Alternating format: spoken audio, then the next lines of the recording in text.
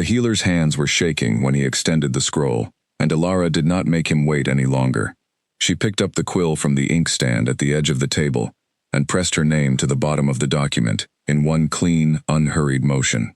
She set the quill back down and looked up at Elder Mosworth, and he looked back at her as though he was not entirely certain she was real. "You understand everything that this means," he said. "I do," she said. "Silver blood cannot be replenished once it is drawn. Not fully. Not ever. What you carry in your veins, this frequency, is not something your body regenerates. When we take what we need tonight, which will be a considerable amount, what remains is what remains. Your healing speed will be lower for the rest of your life. Your physical strength will settle at a point below what it is now. And there is evidence, strong evidence, from every case I have studied, that a full-volume silver draw shortens the donor's life. I cannot tell you by how much. That depends on your body's specific response, and on how much we need to take. Tonight, we may need to take a great deal." "I understand all of that," Ilara said. General Harrow, standing at the far wall with his arms folded across his chest, said nothing. He had been in this room for 2 hours. In those 2 hours, he had watched 3 high-ranking wolves with verifiable silver frequency readings find pressing reasons to be elsewhere. He had watched a visiting lord leave the palace in a carriage at midnight, which was not a thing people did unless they were in a very considerable hurry. He had watched the healer's options narrow to a point that was becoming increasingly indistinguishable from zero. And then this young woman had knocked on the door. She had introduced herself. She had stated her bloodline classification, and her approximate age, and her name, which was Ilara Voss. She had said she believed she could help, and her voice when she said it had the quality of someone reporting a fact, rather than making an offer, as though the matter were already settled in her own mind, and she was simply providing the administrative detail.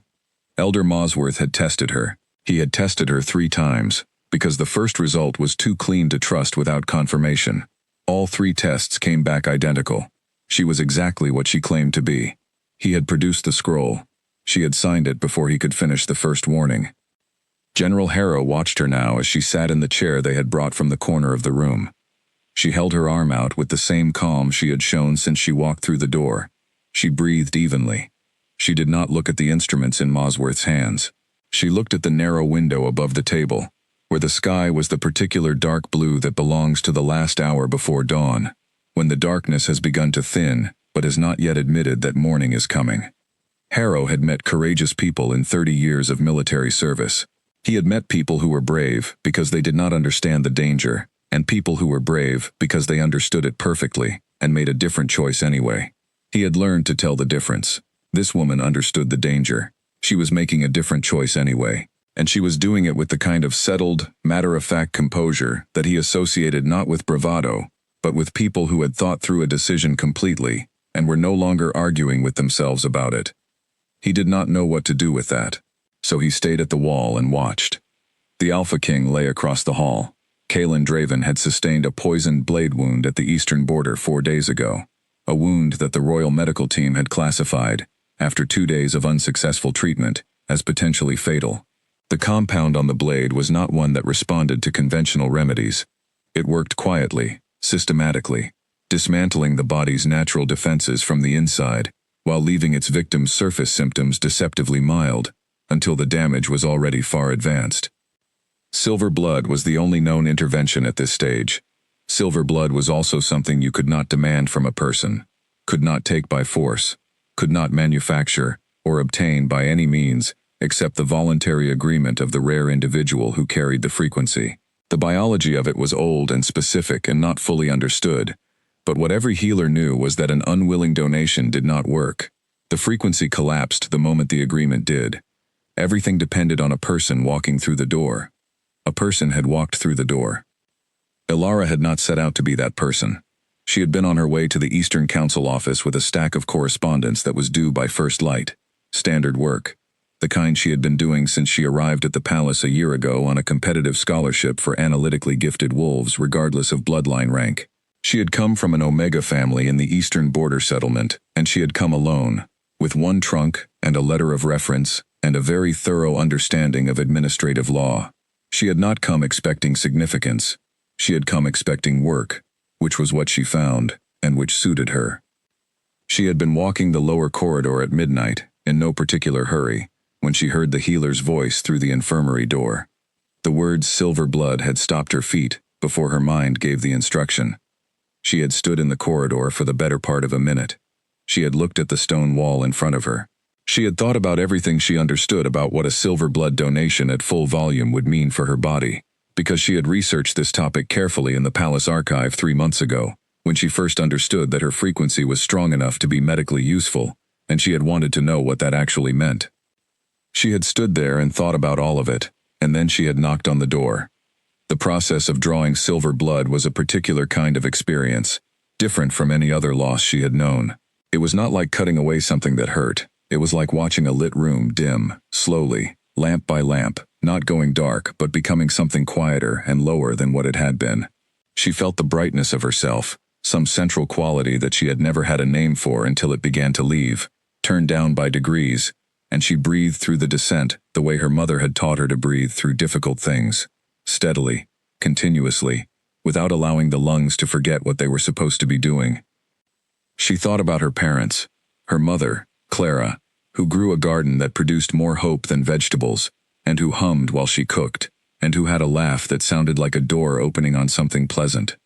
Her father, Alan, who spoke in short sentences and fixed bicycles with the patience of a man who understood that most problems had solutions if you were willing to apply the right tool and enough time. They had given her what they had, without keeping an account of what they spent. She had grown up thinking this was ordinary. It was only later that she understood it was not ordinary at all. She was 1 hour into the draw when she began to feel the particular tiredness of a body that has given more than it was designed to give in a single sitting. It was not dramatic. It was the quiet tiredness of a lamp that has been left on too long, a gentle but unmistakable signal from her biology that it was reaching the limit of what it could comfortably sustain. She said nothing. She kept breathing. She kept her arm still. When it was over, Elder Mosworth set the final vial down with the care of someone handling something irreplaceable, which it was. He stood back and looked at her with a professional expression that contained, underneath it, something she could not quite identify. Concern, perhaps, or something very close to guilt. "You should eat," he said. "Something with iron, something warm." "I will," she said. "You should rest before returning to your duties." "I will rest when my deliveries are done," she said. He looked as though he wanted to argue. He did not argue. He had seen enough to understand that she was the type of person who meant what she said. General Harrow crossed the room and received the vials from the healer's hands. He moved toward the door, then stopped and turned back. "Your family," he said. "They will be proud of what you have done tonight." "Please do not tell them," Elara said. He raised an eyebrow. "My parents worry easily," she said, "and I did not do this for recognition. If you tell them, they will spend the next year asking me to come home and rest, and I have a great deal of work to finish. Please." There was a pause. Something shifted in the general's face. Not softness exactly, but a kind of recalibration in how he was looking at her. "As you wish," he said. He turned and carried the vials out of the room. The door across the corridor opened. She heard voices moving quickly, heard the specific urgency of skilled people working fast on something that mattered. She sat in her chair, and she let the room around her be what it was, quiet, cold, and full of the aftermath of a decision she had made, and would not take back. By sunrise, the Alpha King's temperature had dropped for the first time in 4 days. By mid-morning, the word stable was beginning to circulate through the palace, with the weight of a crowd collectively exhaling. By noon, Elara was at her desk in the archive hall, finishing the morning correspondence she had not quite completed before Harrow found her the night before. She looked, to anyone who passed, exactly as she always looked, focused, composed, producing work at the quiet, steady pace that was her signature. She had dark circles under her eyes that she did not attempt to conceal. Her arm, where the draw had been made, was covered by her sleeve. She drank the warm broth that Elder Mosworth sent with a junior healer at noon, because it was efficient to maintain her body's function, and because refusing it would have required more energy than accepting it. The palace celebrated for 3 days. A ceremony was organized. The healing team was honored. The gods were thanked at length. The council released a statement full of gratitude for the forces, divine and medical and military, that had preserved their king. Elara was not mentioned. She had not expected to be. She filed the council's statement in the appropriate records folder and moved on to the next task. She was not fine. She knew that. Her body had quietly begun to reveal the cost of what she had agreed to, in small daily ways that she catalogued without drama. The slight shortness of breath on the east staircase, the sleep that did not quite restore her to full sharpness, the cold that settled in her joints in the mornings and took longer than it used to take to leave. These were manageable things. She managed them. She had not planned to think much about the Alpha King after that night. She had done what she came to do, and she had gone back to her work, and she had organized herself back into the routine that constituted her life. He was a very busy king with very large responsibilities, and she was a junior palace aide, and there was simply no geography between those two things that made further thought useful. 3 weeks after the donation, the first letter arrived in her morning correspondence. She recognized the handwriting before she registered the seal. She had handled enough documents in the past year to know the Alpha King's handwriting, angular and controlled, the writing of a person more comfortable giving orders than composing sentences. The letter was short. He had been told his life was saved by someone who refused all payment and acknowledgement. He wrote that a debt of this kind was not one he was willing to carry, without addressing it. If the letter reached the right person, would they consider speaking with him? She read it twice. She sat with it for a long, still moment.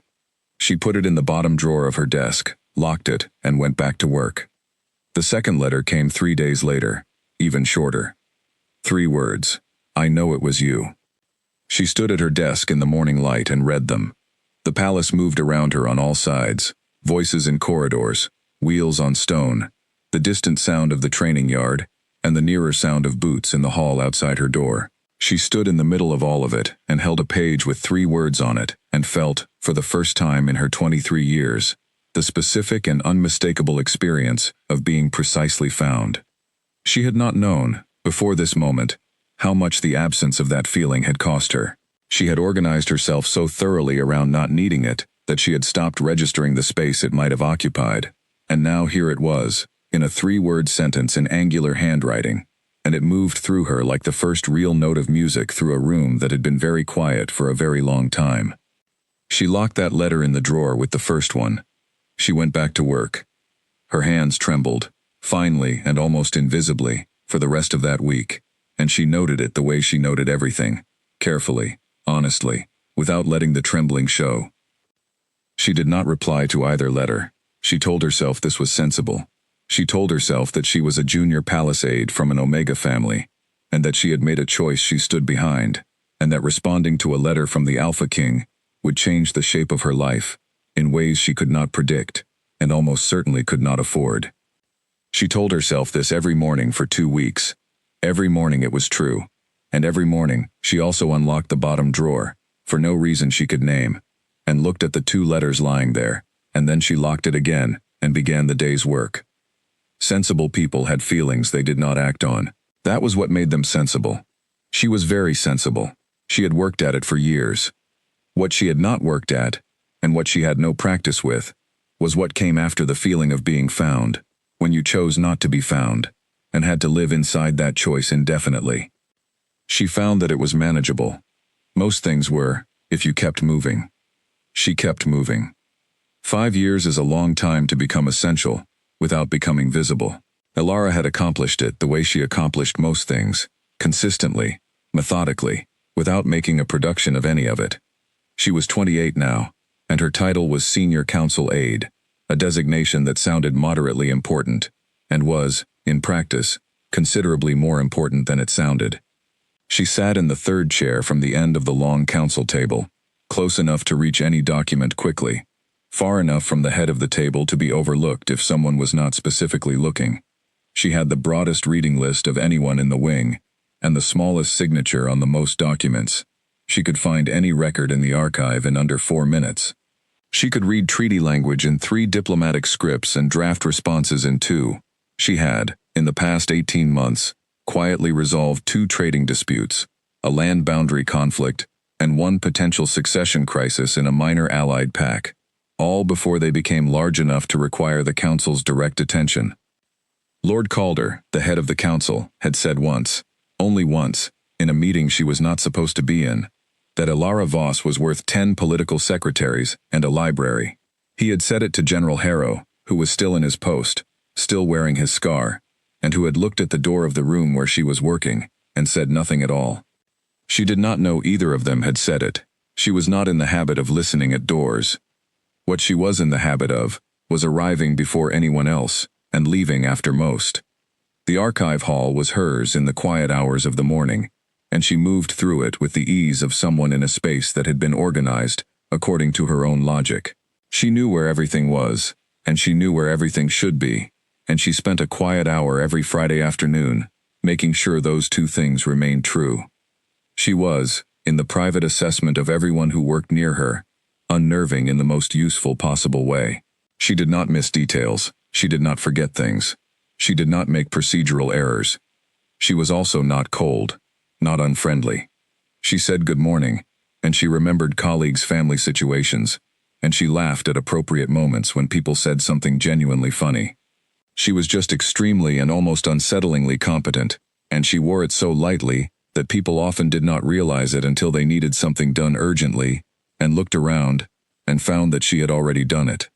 She had been present in approximately 200 council sessions in 5 years. The Alpha King attended roughly a third of them. She had been in the same room as Kaelin Draven more times than she could count, and in none of those times had he spoken to her directly. She had behaved accordingly, professionally, efficiently, invisibly. She had not replied to the letters. Not the first one, not the 3-word one, and not the 2 brief notes that came after, both in his angular handwriting, both now filed in the bottom drawer of her desk in the archive hall. She had never opened that drawer in anyone else's presence. She visited it, privately, occasionally, for reasons she had stopped trying to justify. Occasionally was not the same as often. She had her standards. The Autumn Gala was an annual event, a formal gathering of the full court and allied delegates, an occasion for diplomatic display and political positioning, dressed in the wrapping of celebration. Ilara had attended 3 of them in her role as senior aide, which required her presence for logistical purposes. Documents needed retrieving, officials needed locating. The machine of the event required someone who knew where all its parts were. On the evening of the 4th gala she attended, she was in the back corridor behind the main hall, going through a revised trade agreement that had arrived that afternoon, via urgent messenger from the Eastern Territories. The agreement was between the Ironblood Pack and the Eastern Port Settlements, and it had been months in the making, which was to say it had been months of Ilara's work, beginning with the initial boundary language she had drafted, through the 3 rounds of revisions she had shepherded, to the compromise framework she had devised and presented to Lord Calder under his name. The agreement was done. It had been successful. It had been successful because she had understood, before anyone else in the room, that the Eastern settlement leaders were not primarily interested in trade access, but in recognition of their border security concerns, and if you addressed the security language first, and let the trade terms follow, the whole negotiation reoriented itself. She had understood this because she was from that border settlement. She knew exactly what those families thought about when they looked at the Eastern line in the dark. No one had asked her how she understood it. They had just been pleased that the agreement came together.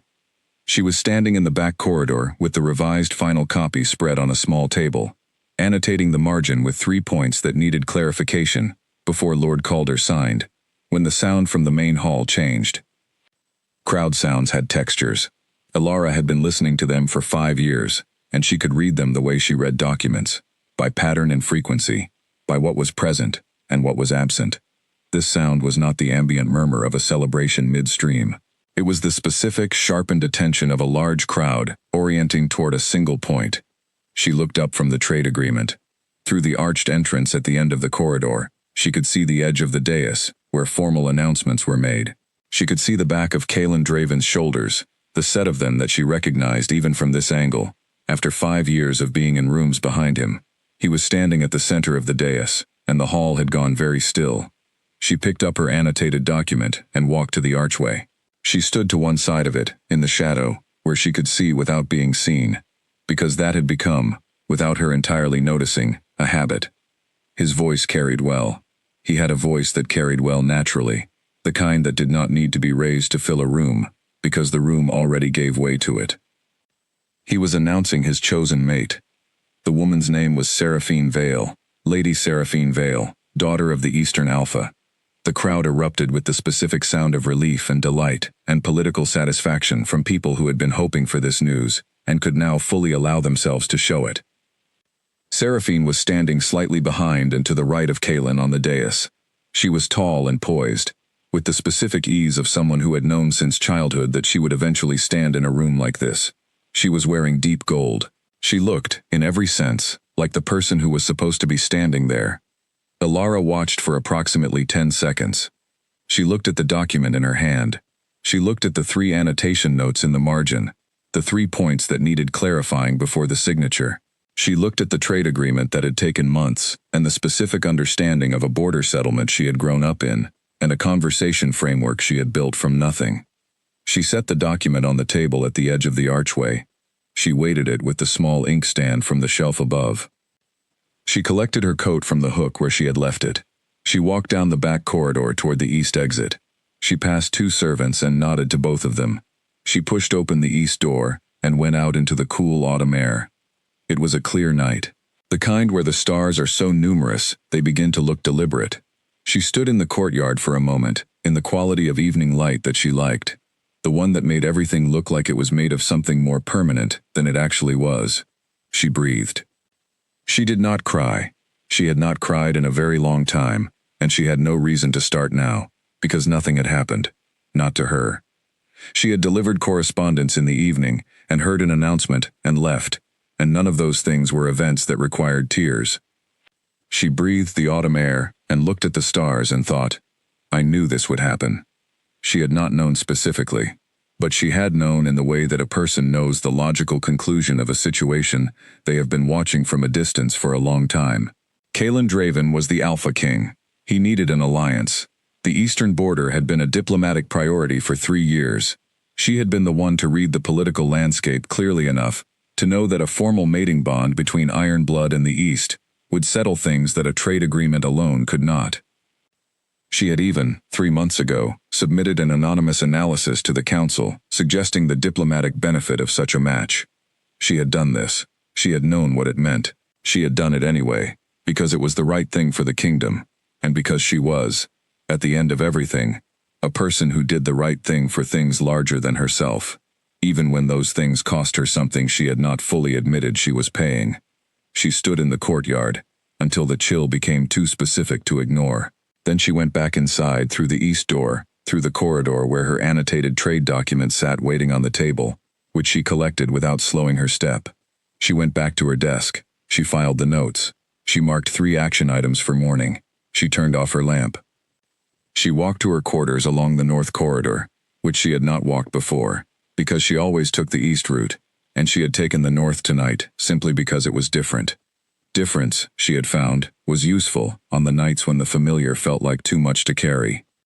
She went to bed. She did not sleep for a while. She lay in the dark and listened to the palace settle, and she let herself think, very precisely and without flinching, about what the announcement had meant and what it had cost her, and what she intended to do about it. What she intended to do about it was nothing that showed, everything that mattered. Keep working. Keep making things better than she found them. Keep doing the job that was hers, even if no one knew it was hers. She was 28 years old. She had given 5 years to this place. She had given her blood and her time and the best of her mind, and she was going to keep giving, not because she had no other choice, but because it was genuinely who she was, and she was not going to become someone else, because a man she had once saved at significant cost to herself chose a life that did not include her. She was allowed to feel things. Feeling things was not the same as being ruled by them. This, too, her mother had taught her. She closed her eyes. Eventually, sleep came. By morning, she was at her desk an hour before anyone else. The trade agreement was signed by noon. The Eastern delegates received their copy before sunset. The alliance was finalized, documented, and filed in the appropriate section of the Eastern Archive. Alara's name appeared nowhere in the official record. The agreement bore Lord Calder's signature and the king's seal. That was as it should be. That was how the institution functioned. She filed it under Eastern Diplomacy, Year 5, and moved on to the next task. She had built the bridge that brought Seraphine to this palace. She had built it with her own hands, from her own knowledge, for reasons that were correct and that she stood behind completely. She sat with that for one quiet moment. Then she opened the next file, and she worked. She did not grieve, or she did not call it grieving. Grieving was for losses that were acknowledged, and this was not that kind of loss. What she did, in the days that followed, was something more like accounting. She sat with the facts of the situation and she looked at them clearly, the way she looked at all things that required understanding, without softening, without embellishment, and without the kind of self-deception that turns a difficult truth into something more comfortable to hold. The facts were these. She was 28 years old, and she had spent 5 years becoming excellent at work that carried other people's names. She had donated something irreplaceable to keep a man alive who did not know she had done it. She had built the diplomatic framework that brought his chosen mate to this palace. She had done all of this without complaint, without expectation, and with genuine engagement, because she was the kind of person who was constitutionally incapable of doing anything less than her full best, regardless of the return. These were the facts. She held them. What she could not account for, and what she was honest enough with herself to acknowledge she could not account for, was the specific feeling that had lived in her chest for 5 years, when she was in the same room as Kaelin Draven. She had managed it well. She had managed it with the precision she applied to everything. She had never let it change the quality of her work or the professionalism of her conduct, and she had kept it so thoroughly contained that she was not certain she could have named it out loud if someone had asked her to. But it had been there. She knew it had been there, and it had cost her something to manage it, every day, across 5 years and 200 council sessions, and a decade's worth of carrying his name into rooms where her own had no business being. She was not sure what she had expected, in the part of herself she had never fully examined. She was not sure she had expected anything in the clean, conscious way of someone who makes a plan and waits for it to succeed. But there had been something underneath the professionalism, something beneath the efficient management, and she was honest enough to sit with it, now that it had been definitively addressed by a public announcement in a hall full of people who were not her. She sat with it. She looked at it. She did not name it. Then she went back to work, because she was Alara Voss, and going back to work was what she did, and the work was genuine, and the work was hers, and that was enough to build a day around. It had to be enough. She was going to make sure it was. She noticed the blood the same moment she noticed the document was already ruined. 3 small dark spots on pale parchment, spreading at the edges, the way liquid always spreads when you do not want it to. She pressed 2 fingers under her nose, held still, counted to 10. The bleeding slowed, then stopped. She moved the damaged page to the bottom of the stack and reached for a clean sheet to make her notes. She did not look at the door. No one had come in. The archive hall was empty at this hour, which was 6 in the morning, which was why she preferred it. This was the second nosebleed in a week. She noted it the same way she noted everything, accurately, without embellishment, without the kind of alarm that would require a response she was not yet willing to make. Elder Mosworth had told her, at her last visit 6 weeks ago, that what she was experiencing was expected. That was his word. Expected. The body adjusting to its new baseline. The silver frequency settling into its reduced state. He had given her a longer list of symptoms to watch for, and she had taken the list and memorized it and filed the paper copy in the appropriate drawer. She had not told him that the list was more accurate than she was comfortable reporting. She had told him she felt well, which was approximately 60% true. She washed her hands at the corner basin. She returned to her desk. She did not open the bottom drawer. The memo from Lord Calder arrived at 7:30 with her morning correspondence. Senior Aide Voss, given your familiarity with the Eastern delegation's preferences and your established rapport with the related administrative staff, you are assigned to coordinate the formal welcome events for Lady Seraphine Vale's arrival at the palace. Please provide a draft schedule by end of week. She read it twice. The language was clean and administrative, and said nothing except what it said. Lord Calder had not assigned her this task to hurt her. He had assigned it because she was the most qualified person for it, and she was the most qualified person for it, because she had made herself so. She replied with a note accepting the assignment. She requested access to Lady Seraphine's household staff for logistical coordination. She noted 3 dates that would require diplomatic confirmation, and suggested they be addressed first. By the end of the day, the Eastern staff had confirmed. By the end of the week, she had a full schedule drafted, a document of 18 pages covering arrival ceremony, accommodation, formal introductions, dietary preferences, and a suggested program for Lady Seraphine's first month of residence. She had done it efficiently, because efficiency was a way of making difficult things shorter. Lady Seraphine arrived on a clear morning in late autumn, carried in a formal procession that Ilara had timed to the minute, in a dress the color of aged bronze that had been selected in coordination with Ilara's office to complement the colors of the formal hall. The council was present, the senior staff was present. Ilara stood at the edge of the reception line, third from the door, holding the coordination notes in case they were needed. Seraphine was more striking in person than in the portrait that had arrived ahead of her. She moved with the precise ease of someone who had rehearsed this kind of entrance many times. She greeted each council member in turn with the right words in the right tone, and she did it well enough that the room visibly warmed toward her before the first exchange was finished. She reached Ilara. Their eyes met. Seraphine smiled the way she had smiled at each person on the line, warmly and specifically, in a way that suggested she was pleased to be meeting this particular person. "You organized all of this," she said, not a question. "I coordinated the logistics," Ilara said. "The welcome itself was the council's initiative." "Yes," Seraphine said, "but the coordination was the part that mattered." She held Ilara's gaze for a beat longer than courtesy required. Then she moved on to the next person, and the greeting was over. Ilara filed it as, "She is observant, perceptive, and very well trained." A useful set of qualities in an alpha's daughter. She made a note to ensure that any future logistical documents sent to Seraphine's household were complete on first submission, because this was not someone who would miss an omission. The wedding preparations began in earnest 2 weeks after the arrival. The schedule accelerated. There were ceremonies to plan, guest lists to confirm, invitations to draft, formal garments to coordinate with the palace seamstress team, gifts from allied packs to document and acknowledge. Ilara managed the administrative center of all of it with the same invisible competence she brought to everything. She was good at this. She found, to her own mild frustration, that she was genuinely good at it, that the logistics of an event of this scale were interesting to her in the way that all complex systems were interesting, because they were solvable problems dressed as chaos, and she liked solving problems. She was less able to navigate the moments when the preparations required Kaelin's direct input. These were not frequent. In most cases, she submitted documents to Lord Calder, who submitted them to the king, who returned them with his annotations in the margins. She read his annotations the same way she read any other official's annotations, for content, for instruction, for what they required her to do next. She was professional about this. She was very professional. But there was one meeting she could not avoid. Lord Calder called her into his office on a Thursday afternoon and told her that the Alpha King had a request.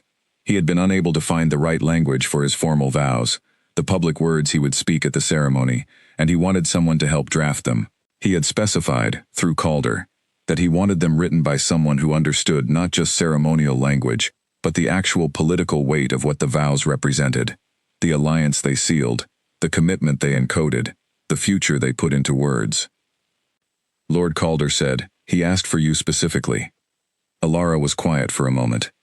"He asked for me by name?" she said. He said, "The aide who did the Eastern Trade Agreement." "I told him that was you." She looked at Lord Calder's expression, which was carefully neutral, which was how his expression looked when he was thinking something he had chosen not to say. "I can do it," she said. She went back to the archive hall. She sat at her desk. She pulled out a clean sheet of parchment. She wrote the vows. She had expected it to be difficult in the way of lifting something very heavy. It was not difficult like that. It was difficult in the way of precision surgery, work that required her full attention and left no room for any of the feelings trying to happen underneath the surface, so she simply did not allow them to happen, and put all of herself into the words instead. She wrote about commitment and responsibility. She wrote about the meaning of a bond between two people who represent something larger than themselves. She wrote about the eastern border and the western mountains, and the children of the pack whose safety was built, stone by stone, on promises made in rooms like this one. She wrote about the particular weight of choosing someone publicly and completely, and what that choice meant for every person standing in the room watching it happen. She wrote it beautifully. She knew, as she wrote it, that it was some of the best work she had ever produced. She also knew that she was writing it in the language of a loss she would never speak out loud, and that no one reading it would ever know the difference. She submitted it to Lord Calder. He submitted it to the king. The king's annotations came back the next morning. 2 words were changed. The rest stood. The vows that she had written were exactly the words that Kaelin Draven would speak to Seraphine Vale on their wedding day. Ilara filed the draft, the revision, and the final copy in the appropriate folders. She labeled them clearly. She noted the date and time of submission and return. Her nose bled again that evening, in her quarters, alone. She pressed a cloth to it and sat on the edge of her bed and breathed slowly. The nosebleed lasted 4 minutes. She timed it. When it stopped, she got up. She washed her face. She drank a glass of water. She looked at herself in the narrow mirror above the basin for a long moment. The dark circles that had lived under her eyes for 2 years now. The slight translucency of her skin. The way her face had become, in the past 6 months, something slightly thinner than it used to be, as though the flesh beneath was slowly receding toward something quieter than the surface. She looked, she thought, like someone who had been turned down a notch and had stayed that way. She dried her face. She went back to the small writing desk in her room. She opened the file that was waiting. She had a ceremony to prepare for. The ceremony would go well. She would make sure of it. That was the kind of person she was. She made things go well. She had always made things go well, and she had done it so consistently, and with so little apparent effort, that the people around her had gradually stopped understanding that effort was involved at all. She had permitted this misunderstanding. It was easier than the alternative. What she had not permitted herself, in 5 years and a donation that had shortened her life by a number she did not know, was a single day of doing less than her best. She did not know how to. She had tried, once, on a morning when she was very tired, to do adequate work instead of excellent work, and she had found that adequate sat in her chest, like something slightly wrong, like a note played slightly flat, and she could not make herself ignore it. So she did excellent work, always, even now, even when excellent cost more than she had clearly available. She was finishing the seating arrangement for the formal pre-wedding banquet, when the lamp beside her began to flicker. She reached for the oil can on the shelf, empty. She sat for a moment in the dimming light. Outside her window, the palace hummed with the particular energy of an institution preparing for a celebration. People who had been strangers 6 weeks ago were becoming part of the event, weaving themselves into a ceremony that she had built, carefully and completely, for someone else's happiest day. She replaced the lamp oil. She refilled it from the supply in the corridor cabinet. She relit the flame. She went back to the seating arrangement. There were 43 guests, whose placement required careful attention to political nuance. She finished them all before midnight, and every placement was correct. She worked through the banquet seating until well past midnight. When she finally set down her pen and looked around the archive hall, she found it exactly as it always was at that hour. Empty, orderly, lit by the single lamp that she kept burning, long after everyone else had gone home. She thought about the vows while she organized the completed seating plan into its final stack, not about what they meant to him, or to Seraphine, or to the assembled court that would hear them. She thought about what it had meant to write them, the specific quality of attention she had brought to them, the way she had poured something honest into each line, without allowing herself to know what she was pouring, because naming it would have made it too heavy to carry across the page. She thought she had known, in some subterranean way that predated language, that this task would come to her, that she would be the one to find the words for it, because she was the one in this institution who understood what was really being said underneath everything being said. She had always understood that. It was her particular gift, and her particular problem. She saw too clearly into things to pretend she hadn't. She put the seating plan in the appropriate folder. She turned off the lamp. She picked up her coat. The corridor outside the archive hall was empty. She walked it alone, the way she walked most things, and she did not rush, and she did not slow. She simply moved at the pace that was her own, through the familiar stone passages of a place that had been her home for a decade. She stopped at the east window that looked out over the lower courtyard. She had stopped here before, over the years, in the late moments of long working days. The courtyard below was lit by a single torch at the far corner, and its light made the stones look warm, almost amber, in a way they never quite looked during the day. She thought about her mother's garden, the weeds growing alongside the flowers, treated with equal patience, as if the garden had simply decided to be larger than intended, and the decision was reasonable. She thought about her father's hands fixing things that most people would have thrown away, his belief that most things could be made functional again if you understood the mechanism and were willing to take the time. She had inherited that from both of them, the patience and the willingness to give time to things that other people found not worth the effort. She had given it to this palace. She had given it freely, and she had meant it, and she stood by it. She stood by all of it. She was not the kind of person who took back what she had chosen. But she was also standing at the east window in the late-night quiet of a palace, preparing for a wedding she had built, beginning to understand that there was a difference between generosity and erasure, that giving everything to something did not require giving yourself away entirely in the process, that it was possible, in theory, to do excellent and genuine work for a purpose larger than yourself and still remain a person with a name and a face and a claim on some portion of your own life. In theory, she had not, she thought honestly, quite managed it in practice. She filed this observation in the part of herself where she kept true things that had no immediate application. Then she went to bed, and she slept, and she woke in the morning and did it all again. The east corridor, at 10:30 at night, was the longest Ilara had ever found it.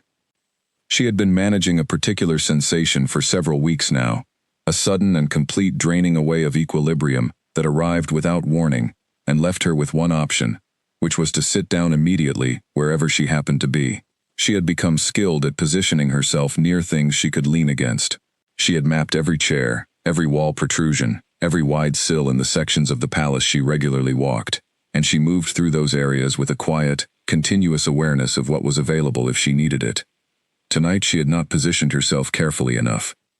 She was carrying a stack of final confirmation documents for the wedding ceremony, 12 pages signed by 4 different officials, requiring delivery to the ceremonial coordinator's office before end of business, when the floor of the east corridor did what felt, from her perspective, like a sudden and significant upward movement.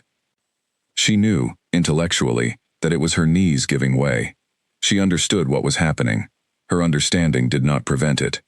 She found herself with her shoulder against the wall, and then, before she had decided anything about the matter, with her back on the cold stone floor.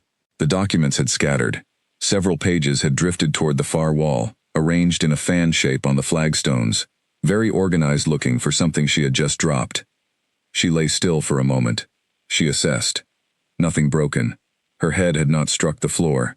She had managed to slow the descent enough to avoid that. She was simply down on a cold floor in an empty corridor, which was a circumstance she found humiliating and very inconvenient given the delivery deadline. She began the process of getting back up. It was a slower process than she would have liked. She heard footsteps before she was upright.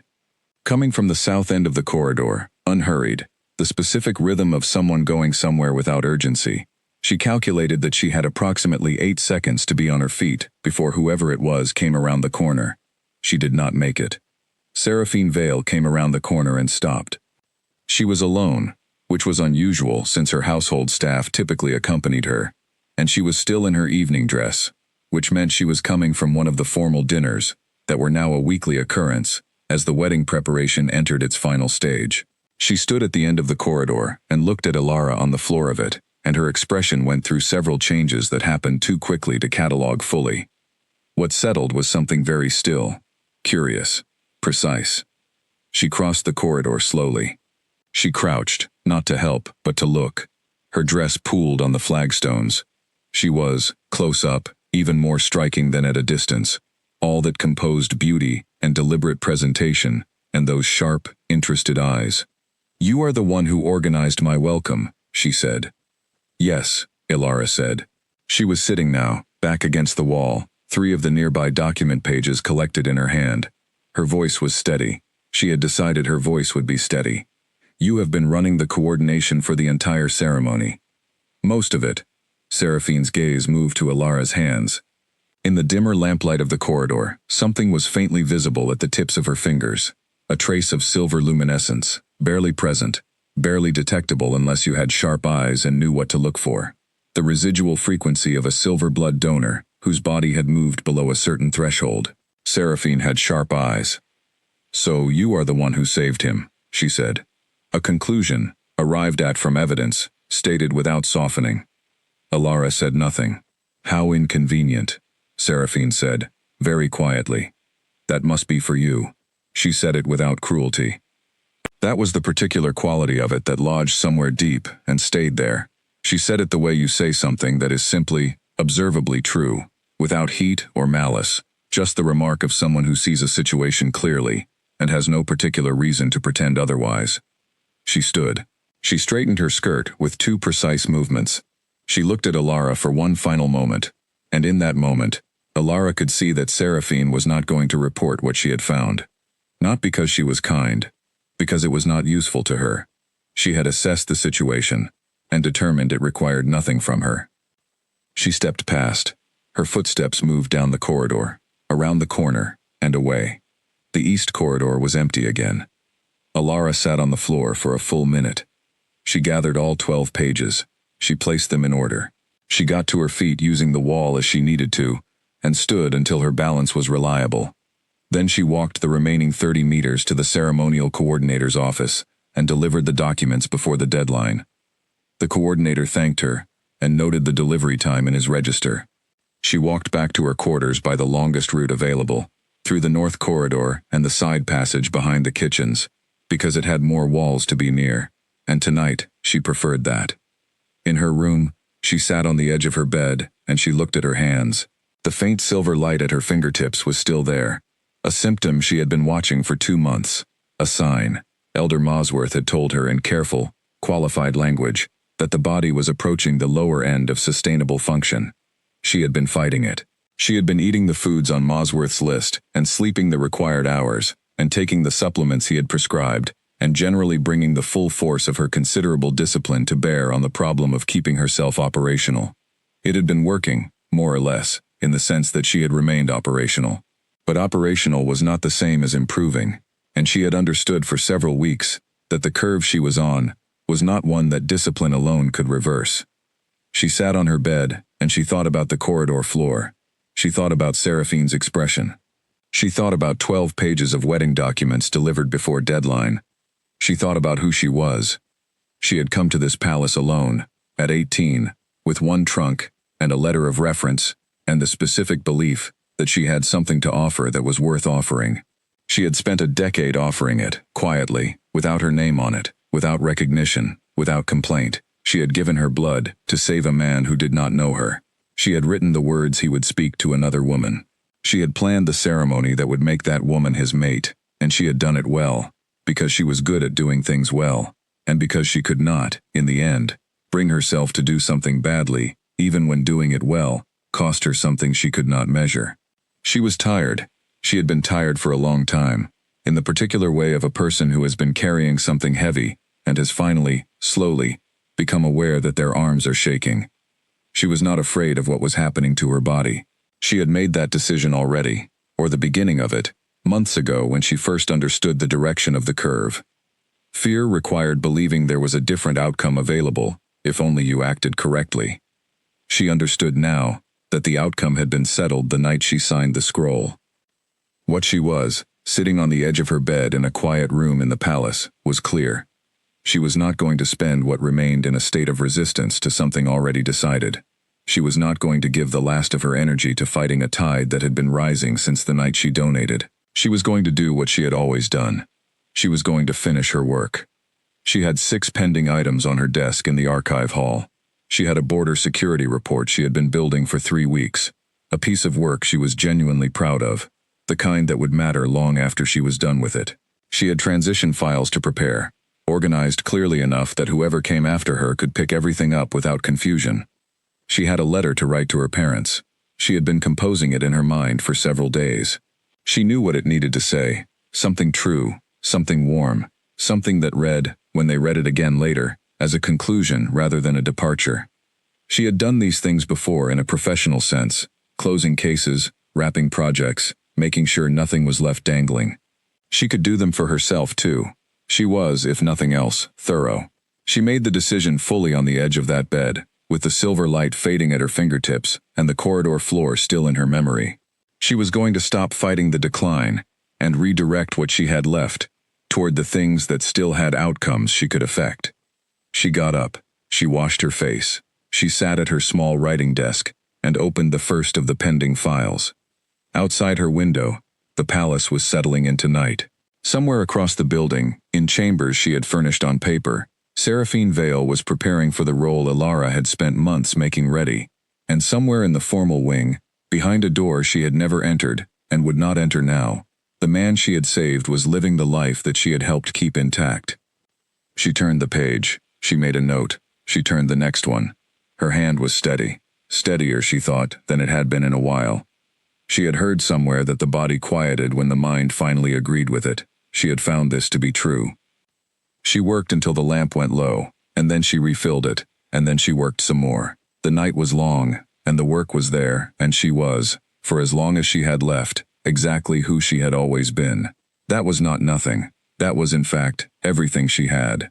She worked for 3 more hours that night. She finished 2 of the pending items, and made significant progress on the 3rd, and she did it with the same quality of focus she had always brought to her work, the same precision, the same clean and honest engagement with the problem in front of her.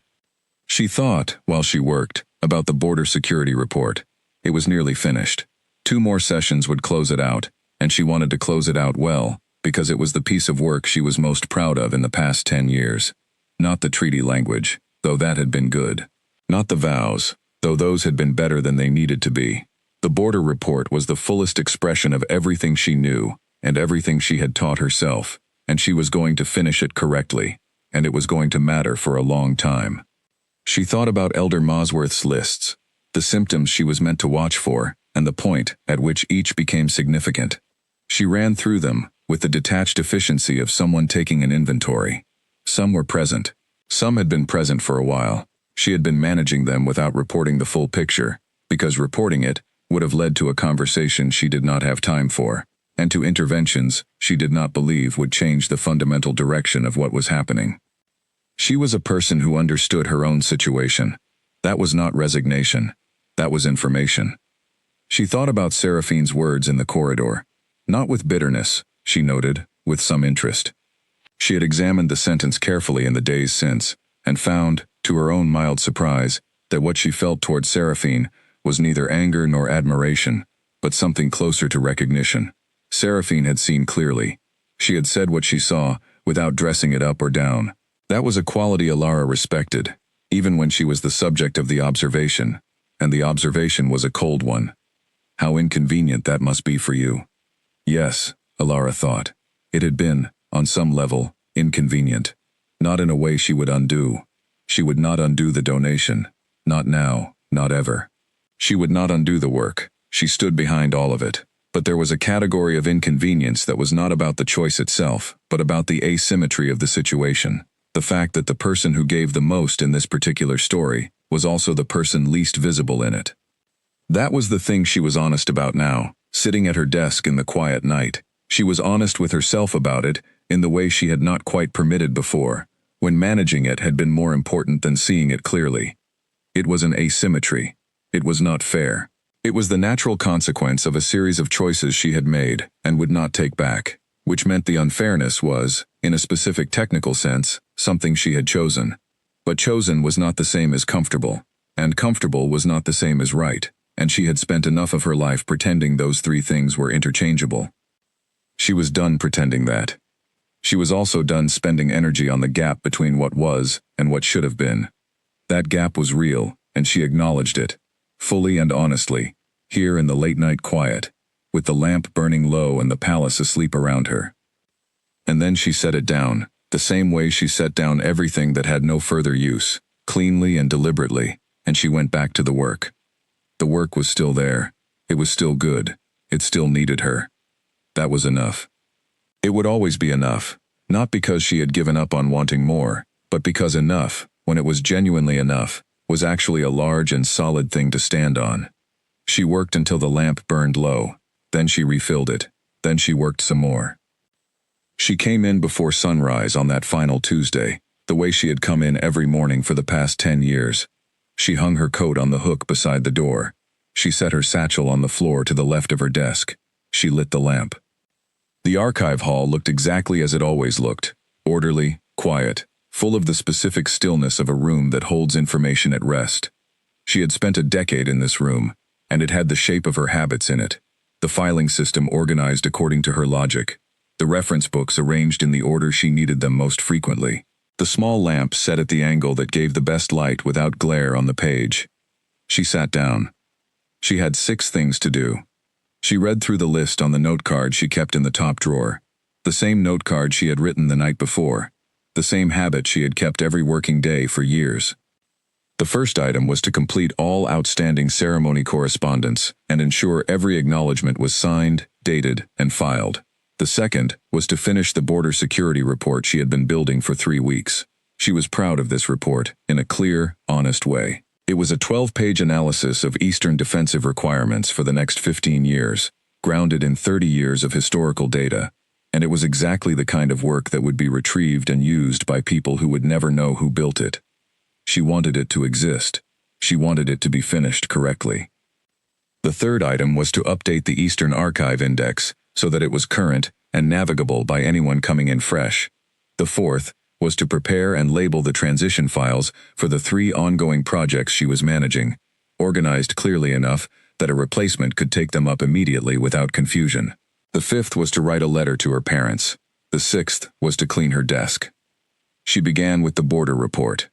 She worked through the morning with the full quality of attention she had always brought to things that mattered, the kind that excludes peripheral sound and the passage of time and leaves only the work. She completed the report at 9:30. She read it through twice. She made 4 small corrections.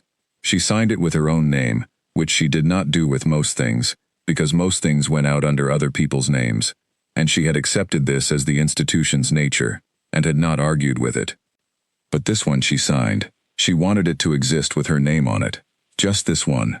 She filed 1 copy in the appropriate section, and placed a second copy at the top of the transition stack, with a note explaining what it was, and who should receive it. The correspondence took until midday. The archive index took another hour. By 1:30, she was writing the letter to her parents, and she had been right that she would know what to say, because the truth of what she felt for them was not complicated. She loved them. She was grateful for the specific shape of their love, which had been warm and consistent and entirely without performance. She was proud, in a quiet way, of who she had become in the space between who they had raised her to be and who the circumstances had required her to be. She sealed the letter. She addressed it to Alan and Clara Voss, Eastern Border Settlement, and left it at the outgoing correspondence station on her way to the water basin. The palace post would carry it in 2 days. She was at her desk again by 3 in the afternoon, and she cleaned it with the same care she had organized it with over 10 years. She arranged the reference books into their final order. She organized the files so that someone coming in fresh could understand the system immediately. She removed her personal items, which were few. 2 books that belonged to her, a small stone she had carried from the eastern riverbank the last time she visited home, a dried flower her mother had pressed and sent with a letter 3 winters ago. She put these in the satchel by the door. Then she sat down in her chair, in the clean and quiet room, and she rested. It was a different kind of rest from sleep. She was fully aware of everything around her, the archive hall's stillness, the distant sounds of the palace preparing for the wedding in 3 days, the weight of the chair beneath her, the particular quality of the afternoon light coming through her narrow window. The light turned the dust motes above her desk into something that looked, for a moment, almost like the faint silver light she had given away years ago. She thought about the border report with her name on it. She thought about the treaty language that had held through 3 rounds of revision. She thought about the vows that had needed almost nothing changed. She thought about the welcome ceremony that had run without a single error. She thought about a decade of work that would continue to function long after the person who built it had stepped back from it. She was, in the sum of it, at peace, not resigned, not defeated, genuinely, quietly at peace, in the way of a person who has done what they came to do, and done it to the standard they set for themselves. She had given what she had. She had held nothing back. She was someone she recognized, someone her parents would recognize, someone who had been fully herself even in the spaces where being fully herself cost the most. That was not nothing. That was, she thought, nearly everything. She closed her eyes. The lamp burned for a while longer, and then the oil ran low, and then the light went out. Owen, the junior aide who had worked in the archive hall for the past 8 months, arrived the next morning at his usual time and found the room in perfect order. He assumed Ilara had not yet come in. He began his own work. By mid-morning he needed a document that only she would know how to find quickly, and he went to her desk to look, and he found the transition stack with its precise labels, and something in the specific care of the organization made him stop. He went to her quarters. He knocked. He waited. He knocked again. The door was unlocked. He went in. He found her in the chair at the small writing desk she kept beside her window. Her hands were folded in her lap. There was nothing on the desk in front of her. She had not been working. She had simply been sitting. Owen was 21 years old. He sat down on the floor of her room and cried for some time, and there was no one there to hear him, which he thought she probably would have preferred. Bertram, the head archivist, was notified. He came to the archive hall, looked at the transition files, read the labels, and stood with his hand resting on top of the stack for a long moment. "Invaluable," he said to the empty room. She was absolutely invaluable. He organized the formal notification and made a request for a replacement to be sourced by the end of the week, because the work could not stop, which was something Ilara herself had understood and accounted for in the transition materials she had left. Lord Calder was told in his office. He did not speak for a while. Then he said, "See that her family receives a formal communication from the council." He looked at the papers on his desk without picking any of them up. "She did more for this council than most people in this building will ever understand." He said it quietly, and he did not say it again, but he meant it, and it was true. The Alpha King was told during the final fitting for his ceremonial armor. The palace tailor was adjusting the shoulder pieces when Kaelin's aide leaned close and spoke in a low voice. Kaelin went still. The fitting continued around his stillness. When his aide finished speaking, there was a silence that lasted approximately 4 seconds. "Her family," Kaelin said. "Make sure they receive a pension." "Yes, my lord." He returned his attention to the mirror. The tailor finished the shoulder pieces. The fitting continued. He did not attend the burial. The ceremony was in 3 days, and the preparations required him. The burial was attended by Owen, who had arranged it himself because it seemed necessary that someone should, and by Bertram, who came because he had worked alongside her for 8 years, and by 2 other archive staff who had liked her and found the specific silence of the hall in the days after her death deeply uncomfortable in a way they could not fully put into words. The wedding was on a Friday. It was everything a royal wedding was supposed to be. The ceremony hall was precisely as planned, because the person who had planned it was precise and thorough and left nothing to chance. Every element was exactly where she had placed it. Every timing was exactly as she had calculated. The event ran without a single error. Seraphine wore white. She looked, as nearly everyone in the hall observed, like something composed specifically for that room. She walked the long aisle with the bearing of someone who had been preparing for this walk her whole life, reached the dais, and stood before Kaelin Draven with the composure of someone who does not need a moment to be larger than it is. Kaelin Draven spoke his vows in a steady, clear voice. The words were honest and precise, and carried the weight of someone who means what they say. They spoke of commitment and of the particular bond between 2 people who represent something larger than themselves. They spoke of the eastern border and the future being built together, and the choice made publicly, completely, and without reservation. The room was very quiet when he finished. Seraphine's expression shifted from composure to something genuinely moved, and the assembled court felt the shift, and something relaxed in the atmosphere of the hall. No one mentioned who had written the words. In the filing system of the Royal Archive, under Eastern diplomacy and wedding coordination and border security analysis, there was a trail of careful, precise work in handwriting that the living institution had already begun to forget. The border report with her name on it sat in its folder. The transition files sat neatly labeled, waiting to be picked up. The wedding celebration lasted 3 days. Ilara Voss had been gone for 6. The border report with her name on it would be retrieved for the first time 8 months after her death by a senior council analyst who needed historical data on the eastern defensive zones.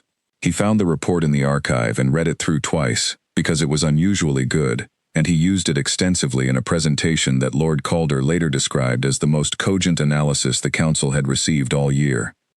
The analyst's name went on the presentation. He had not written the foundational work. He did not know whose name was on the report in the archive, because he had not noted the author when he retrieved it, which was something people did not usually do with archival documents. The report continued to be retrieved and used across the following years. The name on the cover page was read by various council staff who did not know it, who filed it as belonging to someone in the past, and moved on to the information inside, which was what they had come for. Owen left the archive hall 6 months after Alara's death. He went to work for a regional council office in the eastern settlements, which was something he had been considering for a long time, and which the specific silence of the archive hall in the months following had helped him decide. He was, by several accounts, an excellent aide. He ran an organized office, and he was reliable, and he noticed details that other people missed. His colleagues found this useful, without entirely being able to explain where it had come from. He thought about Alara rarely, as the years moved, but when he did, it was clearly and with the specific quality of remembering someone you understood only partially while they were present, and understand more fully in their absence. Bertram retired from the archive hall 4 years after her death, and recommended a capable successor. He did not mention Alara in his retirement remarks, because she was not someone who had expected to be mentioned in retirement remarks, and he understood that about her, and he respected it, and he kept the understanding of what she had been to the institution as a private thing he carried out with him. Kaelin Draven went on to govern well.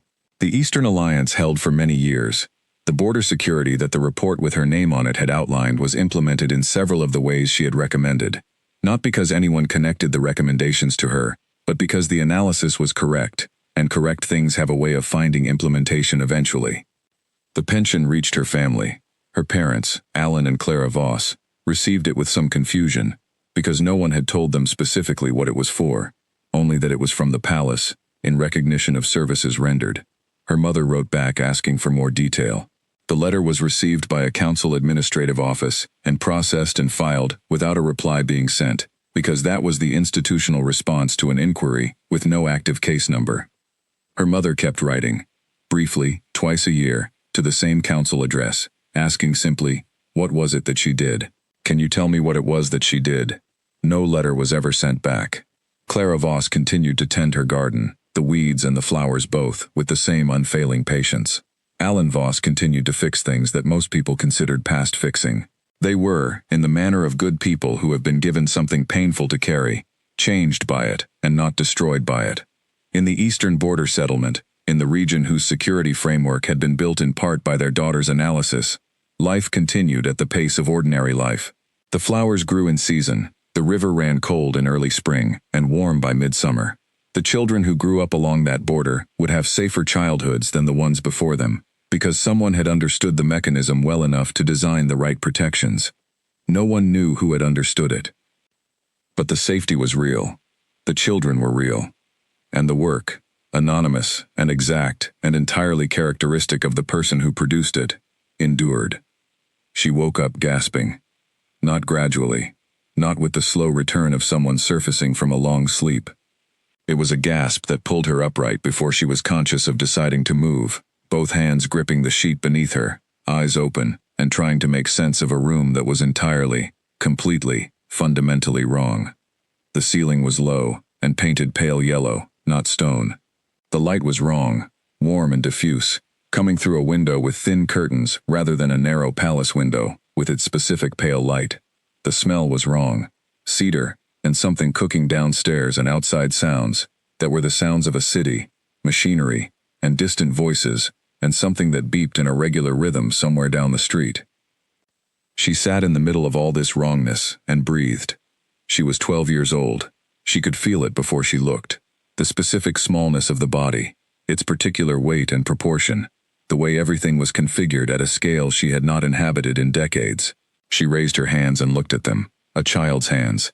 Smooth, unworked skin, small fingers with nothing written in them yet. She stared at them. Then the memories came. Not slowly, not in the ordered, manageable way of someone recovering something piece by piece from a long distance. They came all at once, the entire accumulated weight of a full life, pressing into the back of her mind, with the force of water through a narrow opening.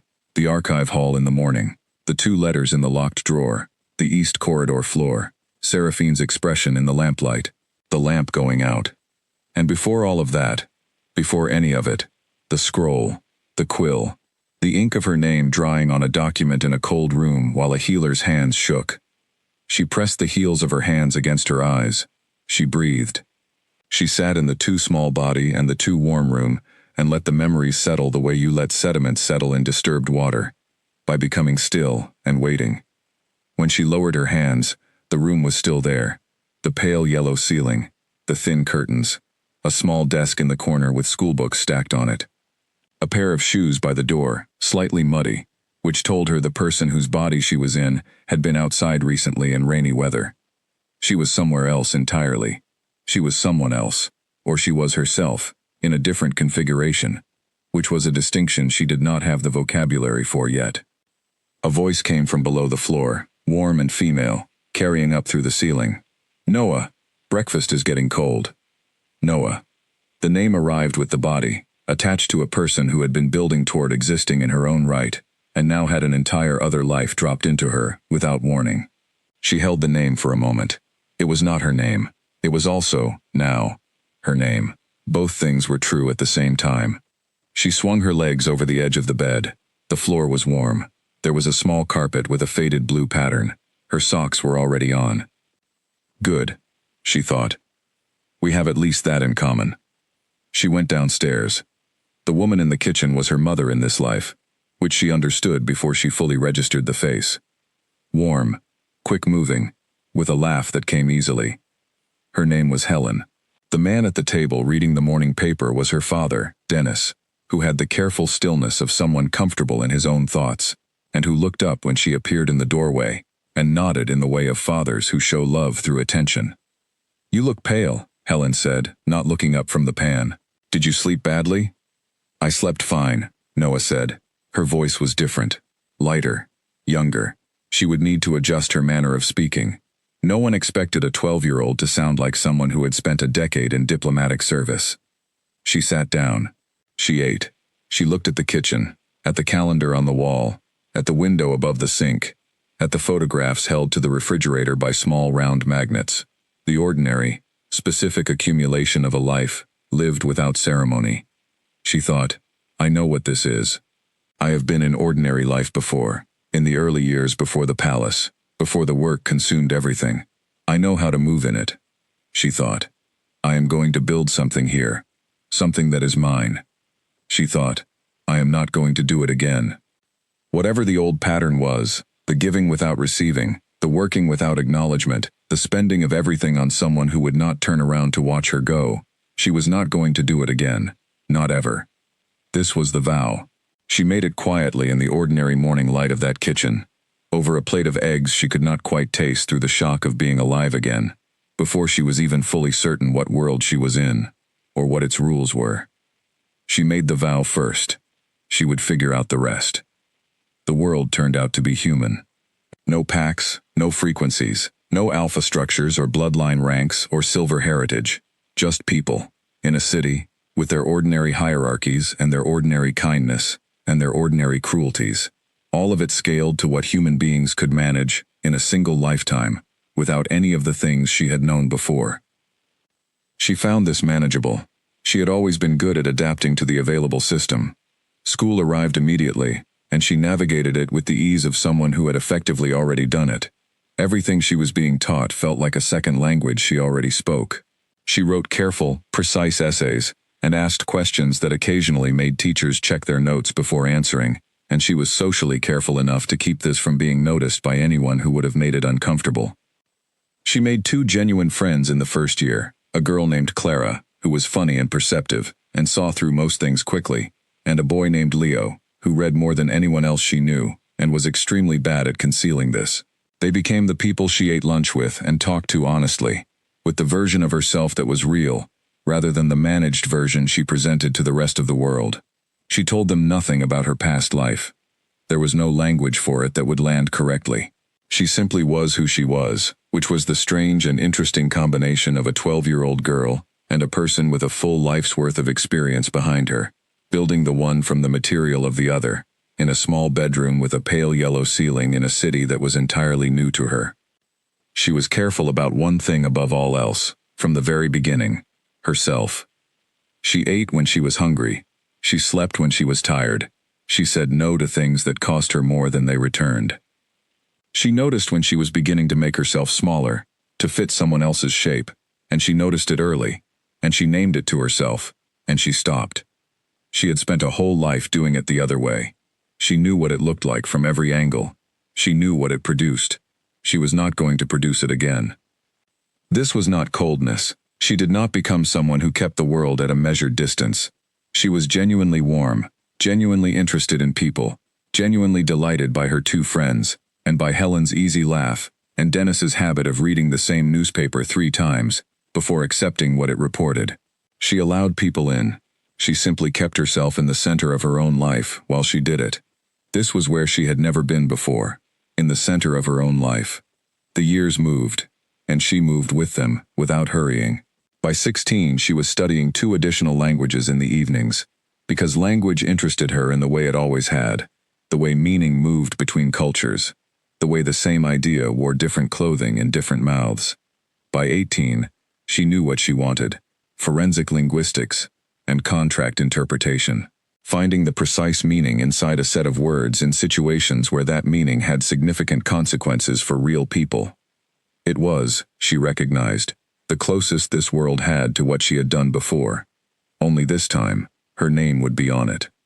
Clara went to a university in another city. Leo went to a different one. Noah stayed near home for her degree, and then took a position with a consulting firm. She was excellent from her first week, in the specific way that made senior colleagues lean on her judgment almost immediately, without entirely knowing why. She built her life piece by piece. With the attention she gave everything she chose to keep. She kept her apartment ordered, and full of plants she actually remembered to water. She maintained the friendships that mattered. She did not let her work go out into the world without her name on it. She did not date with much frequency. When she did, she ended things at the specific moment she felt herself beginning to reorganize her life around the other person's preferences rather than her own. She did not agonize over these endings. She simply knew the feeling, and she acted on it. She was, by 22, a person she recognized and trusted, a person her past self might have looked at from across a life and thought, that is someone I would have wanted to be. She carried the vow with her every day. She did not always think about it consciously. It had become part of the architecture she lived inside, the same way a house's foundation becomes part of moving through it, without being something you see. She was not going to disappear into someone else's story. Not again. Not ever. The vow held, she kept it, and every morning she woke up in this life was a morning she had chosen, without the specific and costly kind of choosing that had ended the last one. That was not a small thing. That was, in fact, enormous. There were moments, over the years, when she tested the edges of the vow, not deliberately, not with the intention of breaking it, but because the vow was a living thing, and living things needed to be understood in more than one condition. She tested it at 16, when she spent 3 weeks doing extra work for a teacher who had started relying on her, and she noticed on a Wednesday afternoon, sitting in the library with an assignment that was technically someone else's problem, that she had begun organizing herself around the teacher's needs, without registering the shift. She stopped. She returned the assignment to the teacher with a note, explaining that she needed to redirect her time. She felt the specific discomfort of stopping something midstream that another person had come to count on. She sat with the discomfort. It passed. She tested it at 19, with a relationship that had been good for several months, and then had begun to ask her to be smaller, in small, incremental ways, each of which was reasonable on its own, and which added up to something that was not reasonable at all. She ended it. The other person was not cruel about it, which made it harder in some ways and simpler in others. She spent 2 days being sad, which she permitted, and then she resumed her regular schedule. She tested it at 21 when she had a crisis with one of her early cases, and worked through 3 consecutive nights to resolve it, and nearly broke herself to do it, and then looked at what had happened, and understood that she had given a client more of herself than the client's case required, and filed this under, boundaries with work are also boundaries.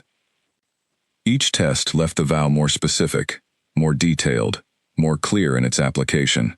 She had started with a general statement made in a kitchen with a pale yellow ceiling, and she was building it into something operational, a daily practice rather than a one-time declaration.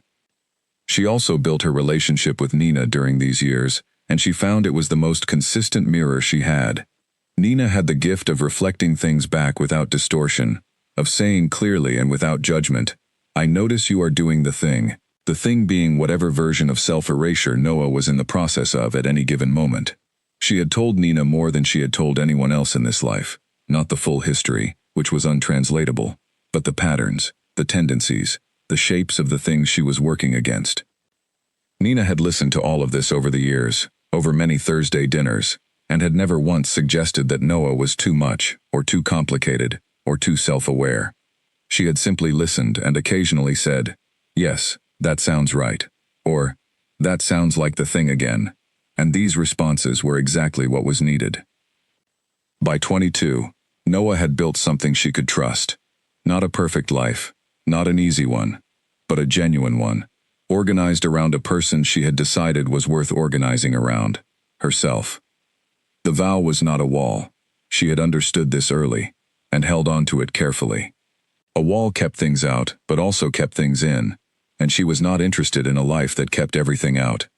She was interested in a life where the people and things that came in did so because she had chosen them, and where the choosing was genuine and conscious, rather than the automatic overflow of someone who had never learned to say, "Not this one, not now, not at this cost." She was choosing. Every day, in small and specific ways, she was choosing. That was the whole of it. That was the vow made real. At 22, Noah Lim had 3 rules she lived by, and she kept them without exception. The first was, do excellent work, and know whose work it is. Every analysis she produced, every contract she reviewed, every forensic interpretation she signed off on, went into the world with her name attached to it, or it did not go at all. This was not vanity. It was the specific lesson of a person who had given anonymous excellence for an entire life and understood, in the most practical terms possible, what anonymity produced, work that outlasted its creator by decades and never once carried her forward. The second rule was, notice when you are shrinking. She had spent 10 years developing an internal alert system, a finely tuned sensitivity to the specific feeling of making herself smaller, quieter, less visible, in order to make someone else more comfortable. When she felt it, she stopped. She named it to herself. She reversed it. It was not always comfortable to reverse. It was always correct. The third rule was, protect your time, the way you would protect someone you love. She had been the kind of person who gave time away the way some people give money, readily, without tracking the balance, to whoever presented a need. She was no longer that person. Her time belonged first to her, and she gave it to others deliberately and with full awareness of what she was giving and to whom. These rules were not impressive. She did not talk about them. They were the architecture she had built her days inside, and her days, as a result, had a shape that felt genuinely like her own. She worked at a consulting firm that handled contract disputes, regulatory compliance, and forensic language analysis for businesses and legal teams navigating complex written agreements. Her specific work was the forensic side. She was brought in when the precise meaning of words was in dispute, when the intention behind a phrase in a contract had become the center of a disagreement worth significant amounts of money, when what someone meant when they wrote a particular sentence in a particular context was the question that everything else turned on. She was exceptional at it. She had always had the gift of finding the precise thing inside a set of words, of understanding what language meant, not just technically, but in context, in relationship to everything surrounding it. She worked on 3 or 4 cases at a time, produced reports that legal teams on both sides of disputes described as unusually clear, and charged rates that reflected the quality of what she delivered. She was not wealthy. She was comfortable, which she had decided was the right target. She had a small apartment she kept orderly and filled with plants she actually tended, because the plants were hers, and her things did not get neglected. She had her 2 oldest friends, and 1 or 2 from work, and she maintained these friendships actively, and with the deliberate attention she gave everything she chose to keep. Her closest friend was a woman named Nina Cartwright, who taught secondary school, who was funny in a very dry way, and who had the specific gift of knowing when Noah needed to talk, and when she needed company without talking, and which was which on any given evening. They had dinner together most Thursday nights. Noah trusted Nina with the actual content of her interior life, which was not a thing she extended to many people. She had, on the whole, arranged herself into a life that was genuinely hers, and she was aware of this, and she was grateful for it, in a quiet, daily way that did not require announcing. The morning Callum Drake's name appeared on her appointment list was a Tuesday in March. She was in the consultation room at 9:30, reviewing her notes for the first appointment of the day, a trade contract dispute between two mid-sized companies, relatively straightforward work she expected to resolve in under 2 hours. Her assistant Felix appeared in the doorway. "Your 10:30 has arrived early," Felix said. He was meticulous and good at his job, and his voice had a quality this morning that she recognized as the sound of someone editing what they were about to say. "New client, referred from the Eastern Investment Group. Name is Drake. Callum Drake. I'll be ready at 10:30, Noah said, and went back to her notes. She was ready at 10:30. She gathered her consultation folder and her 2 pens, and the notepad she used for initial meetings, and she walked to the consultation room, the second door on the left, and she opened it. He had taken the chair that faced the door, not the chairs on the sides, which was where her clients usually sat, comfortable, and angled toward collaboration. He had taken the one that sees everyone who enters before they have a moment to compose themselves. She registered this without showing that she had. She stepped fully through the door and looked at him. And then the world did something she had not expected and had not prepared for. It reorganized itself, briefly and completely, around a recognition so total and so wrong that it stopped her feet before her mind had caught up. She knew him. Not Callum Drake. She did not know Callum Drake, but the thing underneath him, the configuration of attention, the specific gray of his eyes, the particular way his presence organized a room around itself. She knew that with the certainty of someone who had spent years in its vicinity, and learned it without trying to. He was not Kalen Draven. He did not look like Kalen Draven. He was a different face, in a different life, in a different world, and she was entirely aware of all of that, and none of it changed what she recognized. The thought arrived clearly and briefly. It is you. And then she erased it. She erased it the way she had learned to erase things over 22 years of careful practice. Not suppressed, not denied, but deliberately set aside, behind a door she closed and held closed with both hands and her full attention. She said, "Noah Lim, welcome." She sat down. She opened her consultation folder. She picked up her pen. She said, "I understand you are here about a contract dispute involving the Eastern land acquisition. Is that correct?" He looked at her with an expression she recognized in her clients occasionally. Someone who had expected one thing and found another entirely, and was not sure which response to show. He was, she noted with the detached efficiency of professional observation, very composed. The kind of composure that came from years of practice, from learning early that rooms respond to what you show them, so you show only what is useful. She recognized that particular quality too. She recognized it very specifically. "That is correct," he said. They went through the initial consultation. She asked precise questions, and he answered them with the same precision, and she took notes, and identified the key points of contention, and laid out her analysis approach clearly.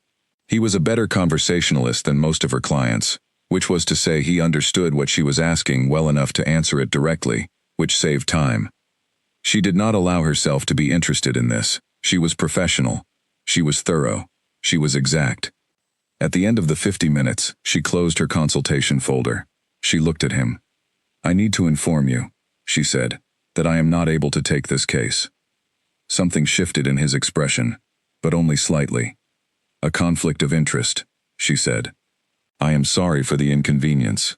Felix will connect you with another consultant in this firm, who will handle the case excellently." She stood. She extended her hand across the table. He shook it. His handshake was what she expected. Firm, brief, neither aggressive nor accommodating.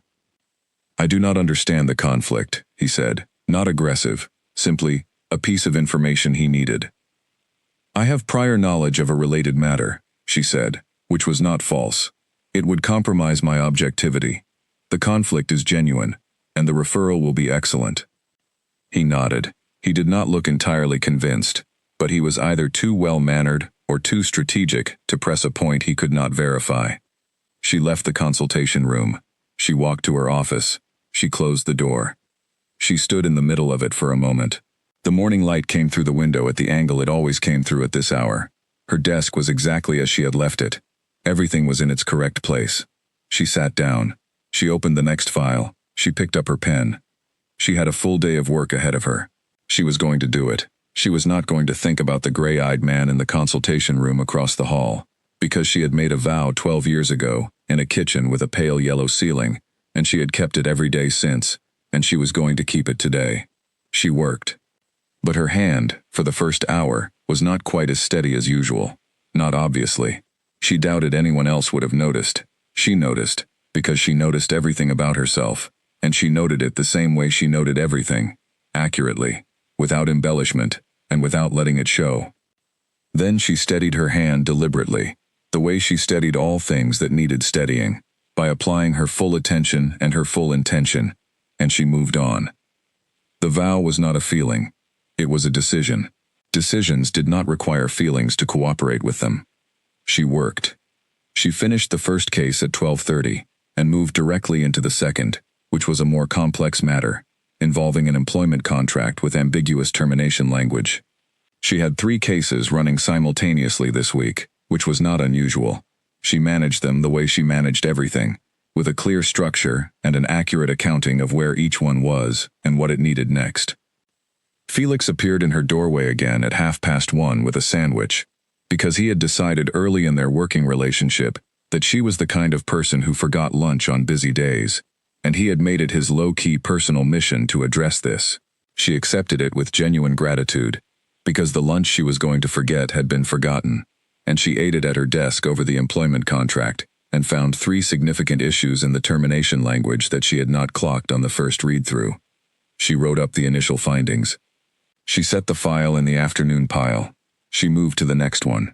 She did not think about Callum Drake during this process. She thought about the work, which was where her attention belonged, and she kept it there. With the same disciplined ease she kept it everywhere that mattered. The morning had happened. She had handled it correctly. That was the whole of what needed to be assessed. What she was less certain about was what it meant that she had recognized him, not in any personal or emotional sense, or at least not primarily. In a practical, concrete, information-based sense, the recognition had been real and specific, and not something she could easily attribute to a misfire or a surface resemblance. She had known, for the half-second before she closed the door on the knowledge, exactly what she was looking at. She filed this under things that are true and have no action attached to them. She had a category for this. She used it regularly. Nina would want to know about this eventually.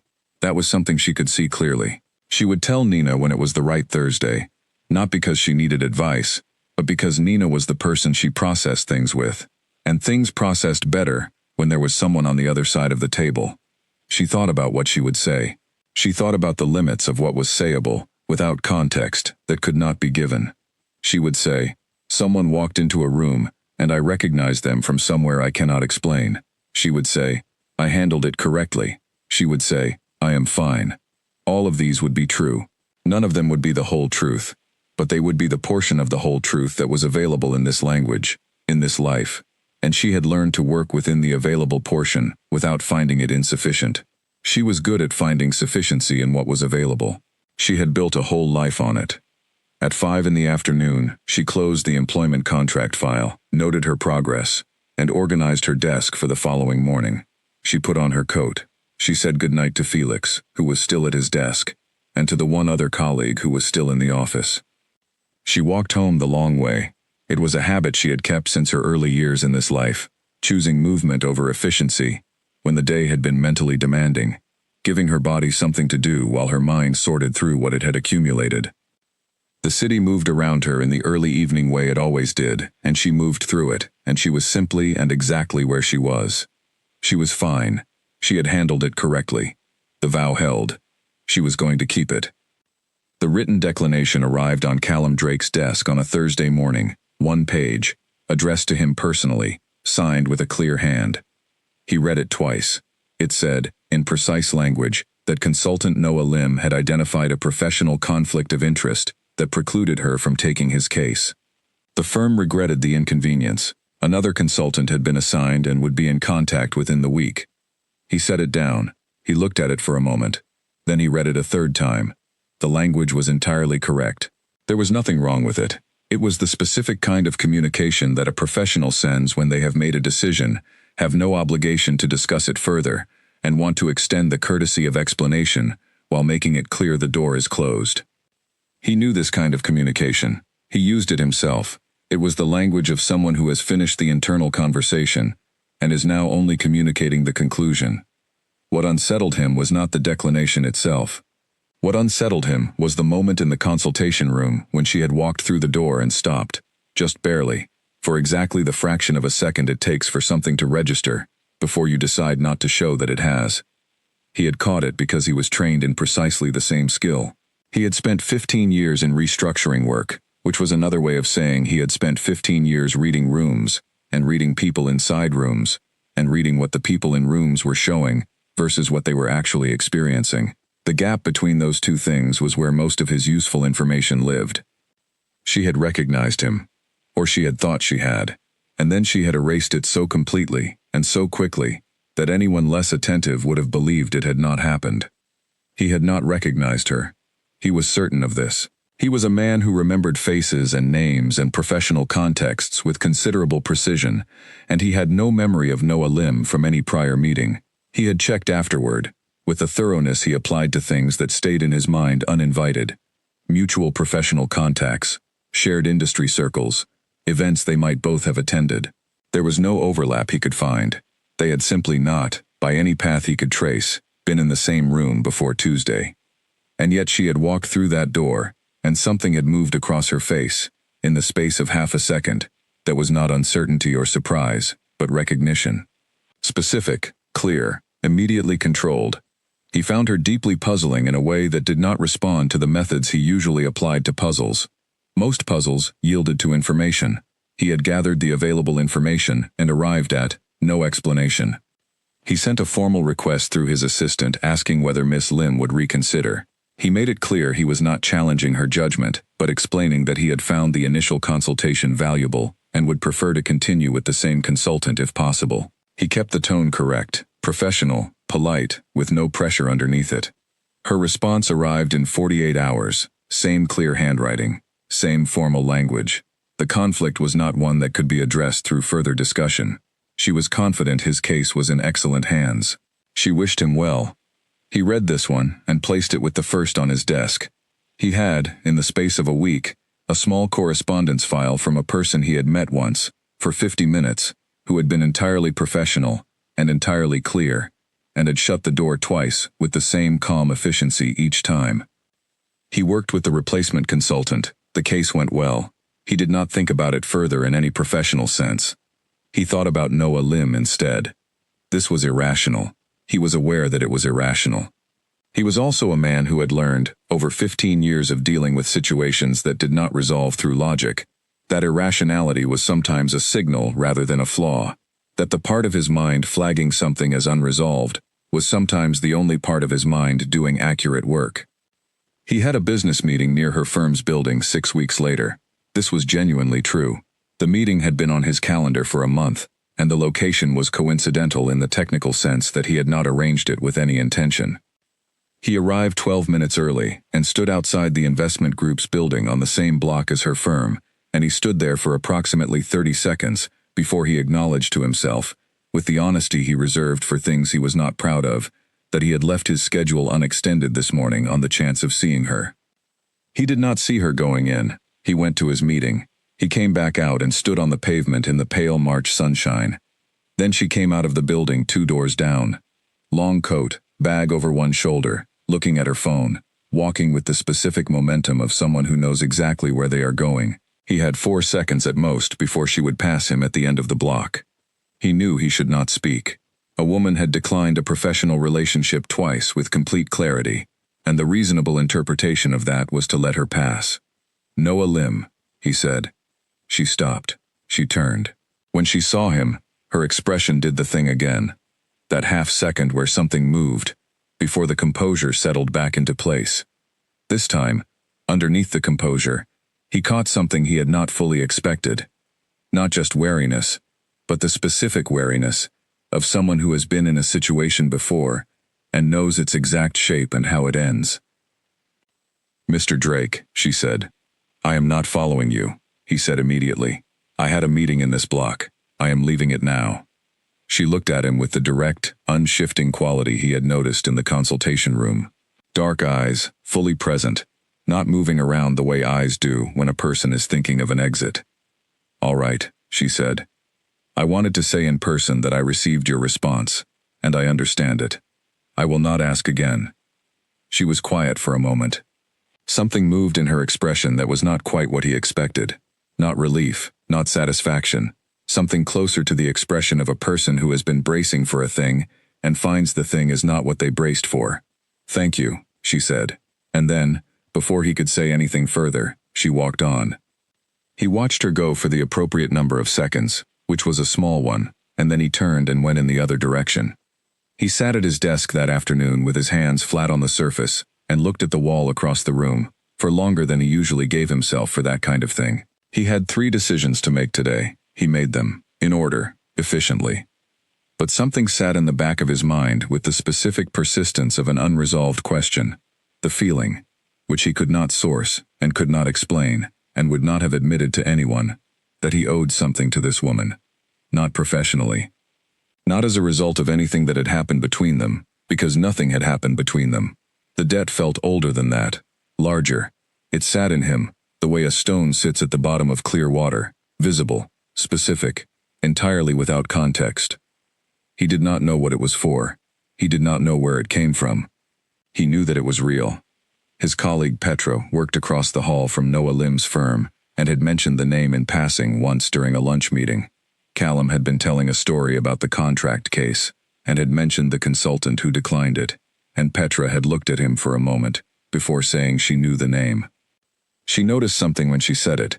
She could not have said precisely what, only that his attention had rearranged itself differently in the space of a breath, the way a needle shifts near a field. Something organized and focused. She did not mention it again. It was not her information. But she thought about it sometimes, in the way you think about small things that don't add up to anything you can name but feel like they might, if you waited long enough. Callum continued his work. He ran his firm. He restructured 3 companies over the following months, and did it well. He did not attempt to contact Noah Lim again.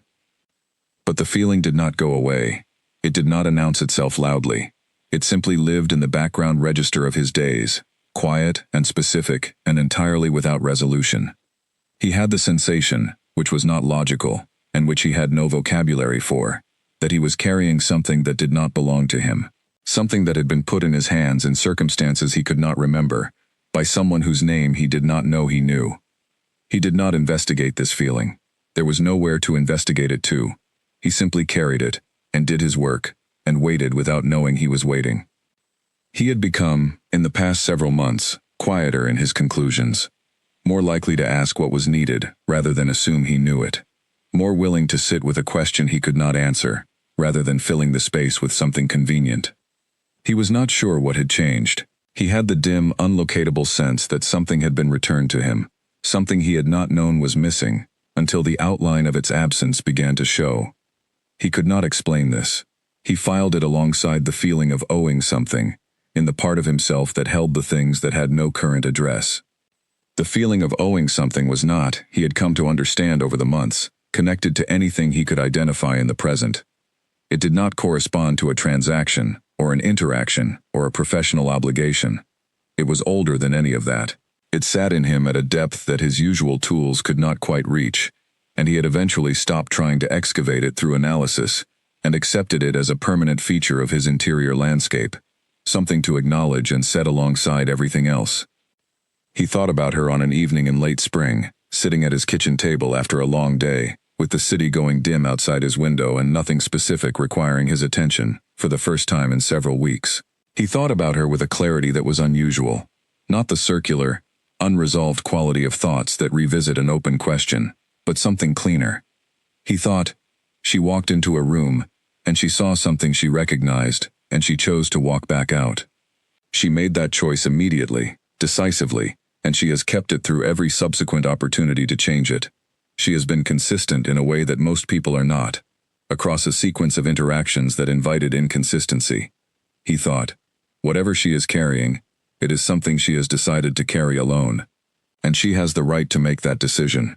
She has exercised it with clarity and precision, and without asking him to understand it. And the correct response to that was to understand it from the outside, which meant to let her be. He thought, she was right, in the consultation room, to call the conflict genuine. Whatever she knows or thinks she knows, it is real to her. It has shaped every decision she has made since March. That is not a small thing. That is a person living according to something they are genuinely convinced of. He respected that. He found, turning the thought over, that he respected it quite a lot. He had spent his professional life restructuring organizations that had lost their shape, that had accumulated layers of habit and dysfunction over time, until the original purpose was buried under the weight of everything that had accumulated on top of it. His work was to strip those layers back and find what the thing was supposed to be, and then rebuild toward that. He had not, he thought, applied the same process to himself with any consistency. He had been functional, he had been effective, he had produced good results across a long professional career. But there was a difference between functional and genuine, and he had not always been certain which one he was. He was more certain now. Something in the past months had clarified something, not dramatically, not in any way he could trace to a specific event. Just a general and gradual sharpening, a settling into more honest contact with the things he actually thought and wanted and believed. He thought this might be what people meant when they talked about growth. He had always assumed growth was a larger, more obviously eventful process. It turned out, in his experience, to be quieter. More like a door opening slightly than like a wall coming down. He did not know whether any of this was connected to a woman who had walked out of a consultation room. He suspected the honest answer was, yes. In some indirect and unaccountable way, it probably was. He did not need to understand the mechanism to acknowledge the result. He poured himself a glass of water. He sat at his kitchen table, and he was, for several minutes, simply there. Then he put the glass in the sink, turned off the kitchen light, and went about the rest of his evening. The debt remained.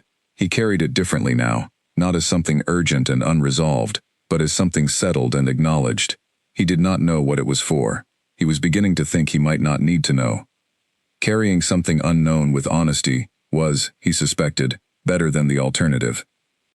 The invitation came from Felix, and Noah confirmed attendance by the following morning, because Felix's dinners were good, and she had no reason not to go, and she was not the kind of person who pre-analyzed the company list before social events.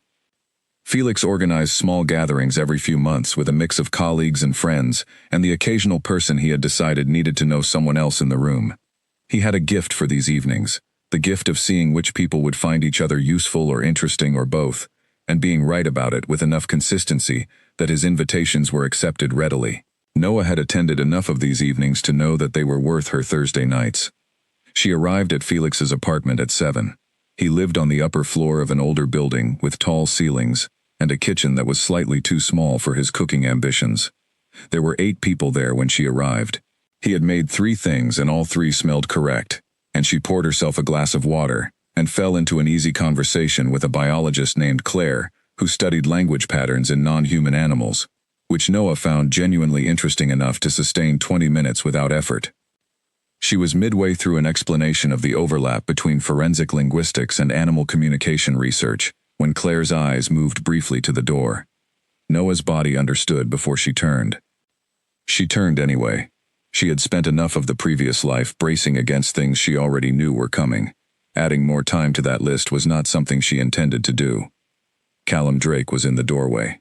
He was wearing a dark coat and a plain shirt, and he was the kind of person who occupied doorways differently from others, not because he was doing anything specific, but because the room simply configured itself around whoever walked into it with that particular quality of presence. Felix was already crossing to greet him. There were 3 people between them and that greeting, and Noah had approximately 30 seconds before the social geometry of the room placed them within conversational range. She thought, briefly, I could leave. I have a plausible reason that could be manufactured. She thought, I am not going to rearrange my life around the proximity of a person I have decided not to engage with. That is not what the vow looks like in practice. The vow does not mean avoidance. Avoidance is just sacrifice wearing different clothing. She turned back to Claire. The pattern recognition element is what interests me most. Tell me more about the specific method you are using. Felix, being Felix, seated them at opposite ends of the table. She appreciated his instinct, without fully understanding how he had known. He understood proximity, and knew that placing two people side by side was not the same as creating a useful conversation, and that placing them across a table and 3 seats down gave them the option to engage without the pressure of adjacency. The dinner moved. She ate.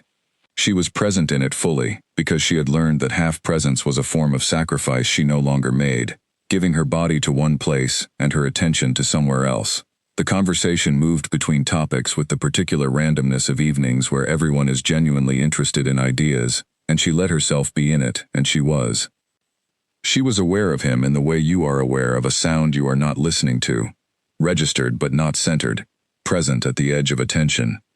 They did not speak for the first 2 hours. After the main course, the group shifted, and people stood and moved and the edges of conversations dissolved and reformed.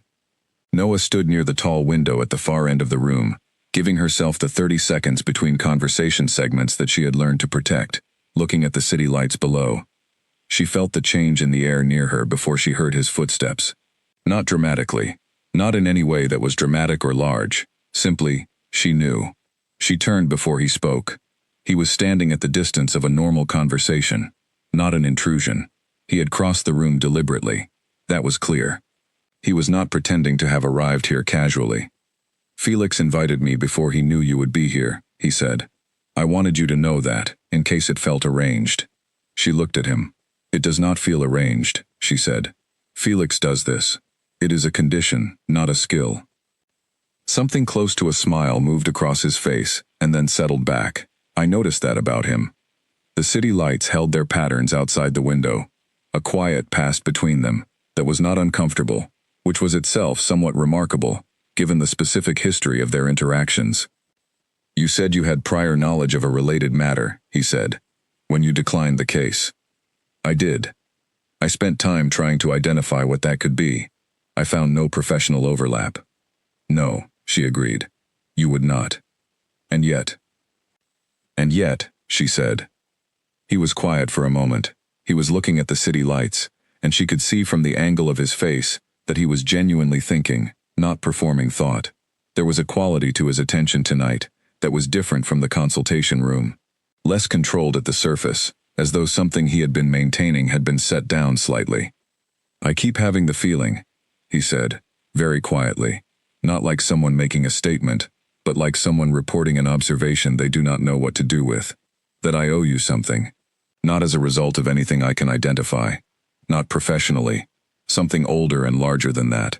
I do not know what it is or where it comes from. I have spent a fair amount of time trying to determine whether this makes sense. She looked at him. She felt something move in her chest. She recognized it because she had felt it once before, in a corridor of a very different building, when 3 words in angular handwriting had found her through all of the composure she had built. The feeling of being seen precisely, of being known in a specific way that bypassed the managed exterior.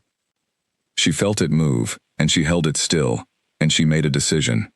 Thank you for telling me that, she said. She meant it. I mean that genuinely. He waited. He was perceptive enough to understand she was deciding whether to continue, and he did not fill the space. I am not going to give you what you are looking for, she said. Not because you have done something wrong. You have not done anything wrong. But I have learned something very specific about myself, about the pattern I recognized when I walked into that room, and what I have learned is that I cannot afford to follow it again. Not because it ends somewhere terrible, because I have already been where it ends, and I gave everything I had to get there, and I am not making that journey again. He was very still. I am going to go back to the table now, she said, and I hope Felix made something good for dessert, because I skipped lunch, and I have been thinking about it since the main course. She turned and walked back across the room. She did not look back. She did not need to. She knew what was behind her, and she had already decided what was in front of her, and the distance between those two things was where she lived. The dessert was very good. She told Felix so with genuine appreciation, and he looked quietly pleased in the way of someone who has been making these dinners for years and still cares whether they land. She did not look at Callum for the rest of the evening. She was not avoiding it. She had done what she needed to do, and what followed did not require her attention. She left at 10:30. She took the stairs down instead of the lift because she wanted the 3 extra floors of movement. She put her coat on the hook inside her door. She set her bag on the floor. She stood in the middle of her apartment in the low evening light she preferred, and she was still for a moment. Then she sat down on the floor. Not because her legs gave out. They did not give out. She chose it. She sat down on the clean wooden floor of her apartment, and she let herself be exactly at floor level, the lowest available surface, something solid beneath her in every direction. She thought about the girl who had signed the scroll, the girl who had sat in a cold chair and given away the brightest frequency in her blood, for a man who would tell the palace to give her family a pension as a complete and final accounting. The girl who had written his vows and filed his treaties, and managed the ceremony that concluded the chapter of her own life, in which she had invested everything. The girl who had died on a Tuesday morning, with the lamp out and no one there. She did not hate her. She had tried, on certain difficult days over the years, to access hatred because it would have been simpler to carry. Hatred was directional. Hatred had somewhere to go. But she did not hate her. She grieved her. She felt the specific grief of recognizing someone you love in a position you cannot reach back and change. She let the grief be what it was. She did not manage it. She did not reframe it. She simply sat on her floor and cried, which she did not do often, and did not dress up as anything other than what it was, and she let it move through her until it had moved through entirely. Then she washed her face. She came back to the living room. She sat on the floor again, not because of grief this time, but because the floor had turned out to be a good place to sit. She called Nina. Nina answered on the 3rd ring. "Tell me something that has nothing to do with anything," Noah said. "I am wearing mismatched socks," Nina said without hesitation. "One has small blue ducks on it. One is plain gray. I have absolutely no explanation." "That is excellent," Noah said. They talked for 2 hours about nothing that mattered at all, which was the same as saying they talked for 2 hours about everything that did. By the time they said goodnight, the grief had settled into something lower and quieter, a residue rather than a presence. Noah went to bed. She did not reach out to Callum Drake. She had said what was true and what was possible to say. She had been honest in the only direction honesty was available to her. She had given him the real answer, which was more than she had ever given herself in the first life, and that had to be enough, and it was enough. The vow held. It always held. That was the whole point of a vow. In the morning, she woke at her usual time. She made breakfast, which she did every day, which was a rule she had kept through tired mornings, and sad mornings, and mornings when she did not want to, and did it anyway. She made coffee. She sat at her kitchen table. She felt, on this particular morning, lighter than she had the night before. Not because the grief was gone. The grief was still there, lower and flatter than it had been, but present. She felt lighter, because the grief had moved through, rather than accumulating. Because she had let it be what it was, and it had done what feelings do when you allow them their full space. It had eventually, quietly, finished. She thought about what she had said to him at the window. She replayed it with the specific clarity she brought to things she wanted to assess accurately. She had told him the truth, in the language available to her. She had been honest about the pattern, and honest about her decision regarding the pattern. She had not been cruel, and she had not been soft, and she had not been ambiguous. She thought she had done this correctly.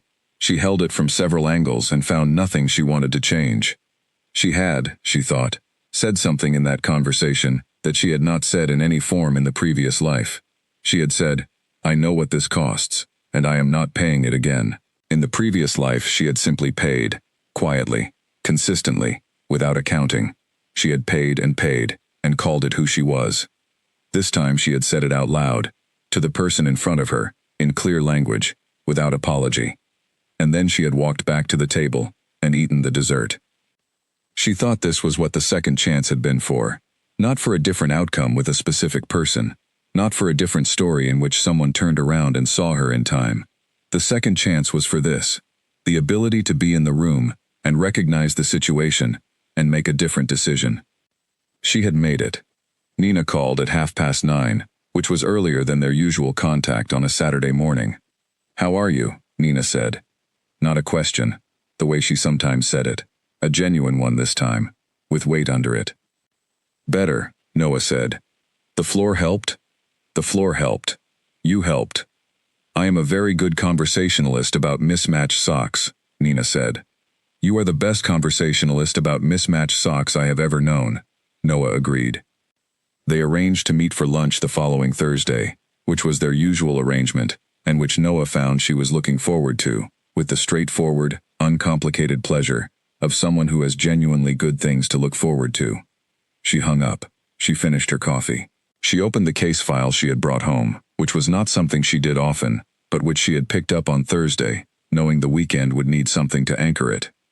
She worked through the morning with the kind of focus that felt, on this particular day, like a gift to herself.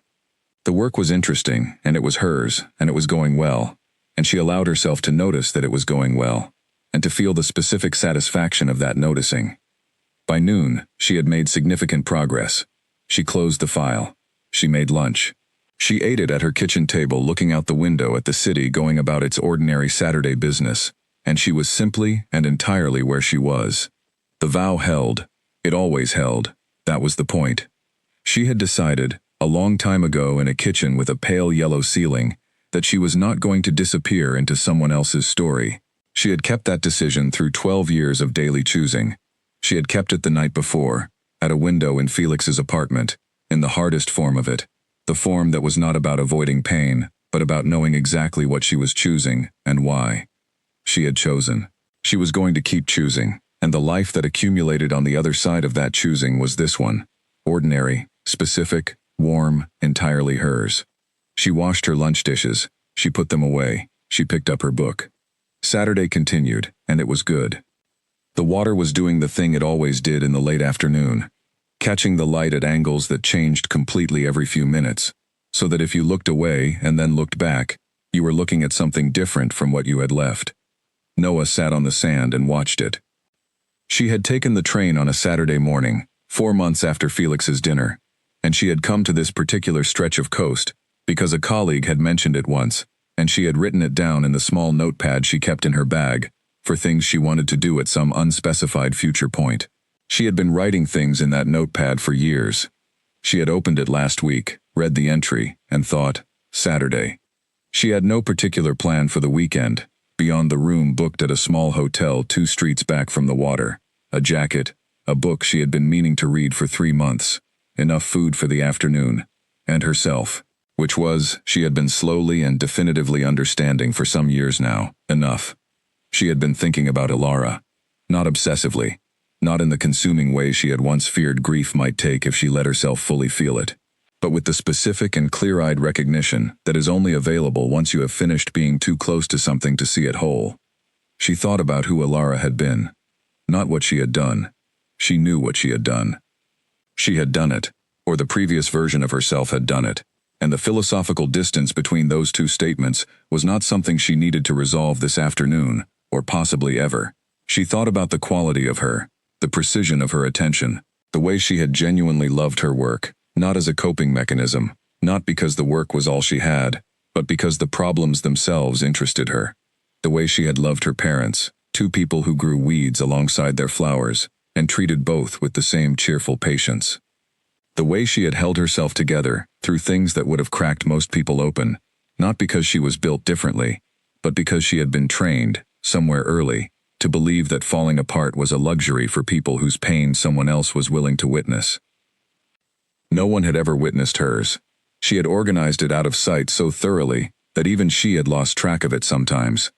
She thought about the bottom drawer of the desk in the archive hall, the 2 letters locked inside it, and the 2 that came after those, and the years she had spent translating every feeling into professional competence, and calling the translation complete.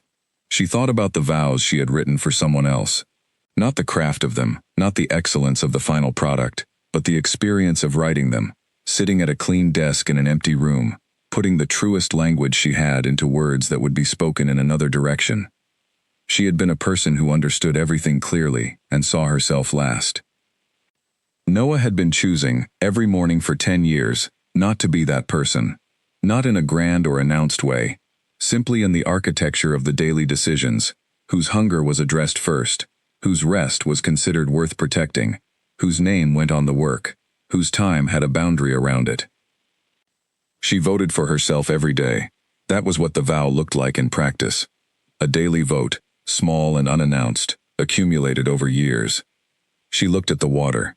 A wave came in and went back. Another followed it. She thought about Callum Drake. She allowed herself to do this honestly and without flinching, because she had learned that flinching was just another word for not looking at something, and she was done not looking at things. She had heard through Petra, who mentioned it in passing during a coffee meeting 3 months ago, that people who worked with his firm had noticed he was different lately, more willing to sit with a question than to fill it with an answer, more likely to ask what someone needed than to assume, less certain in the specific way that certainty can become a kind of armor, and less certain in a way that seemed to be producing something better in its place. She had heard this, and she had let herself hold it for a moment. She had let it matter, because it did matter, because she was not a person who pretended things did not matter in order to appear unaffected. And then she had let it go. Not with effort. Not with the tight, deliberate release of someone suppressing something. With the genuine release of a person who has understood something clearly and does not need to keep examining it. His growth was his. It did not require her participation. It did not constitute a claim on her time or attention or willingness to reorganize herself around a possibility. She had reorganized herself around possibilities before. She had reorganized herself around a whole life before. She knew what that cost, and she knew what it produced, and she was not making that trade again.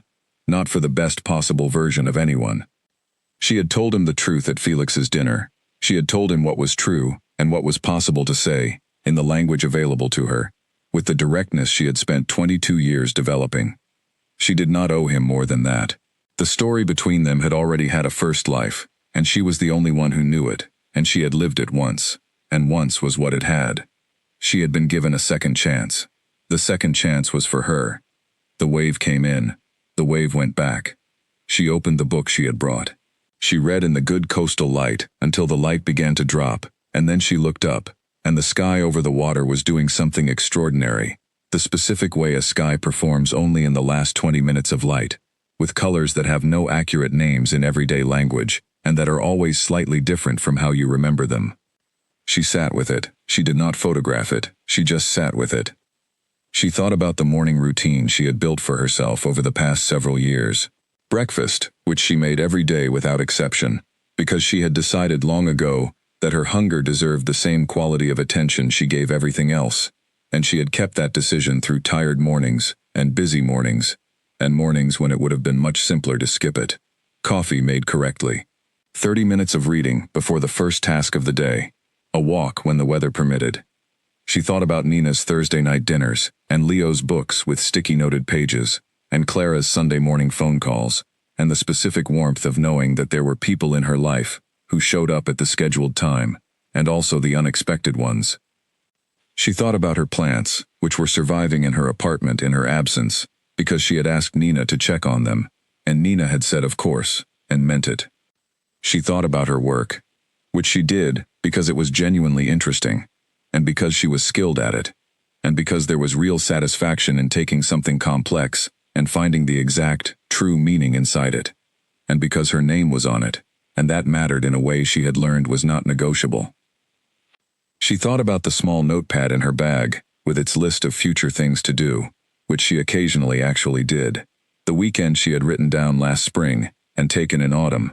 The restaurant 3 colleagues had mentioned that she had visited on her own, on a Tuesday evening, and found excellent. The park she had read about and walked through twice this year, once in winter and once in early spring, to compare. She was building things. She had been building them for 10 years. Not monuments. Not the kind of large anonymous infrastructure that outlasted its builder by decades without bearing her name. Just her life, specific, textured, organized around the assumption that she was worth organizing it around. The sky above the water finished its performance and settled into the quieter register of early evening. She stood. She brushed the sand from her coat. She picked up her bag and her book, and she stood at the edge of the water for a moment, close enough for the furthest reach of a wave to come near her shoes without quite touching them. She thought about the girl in the archive hall, with the lamp going out, and the clean desk, and the letter to her parents on the outgoing correspondence pile.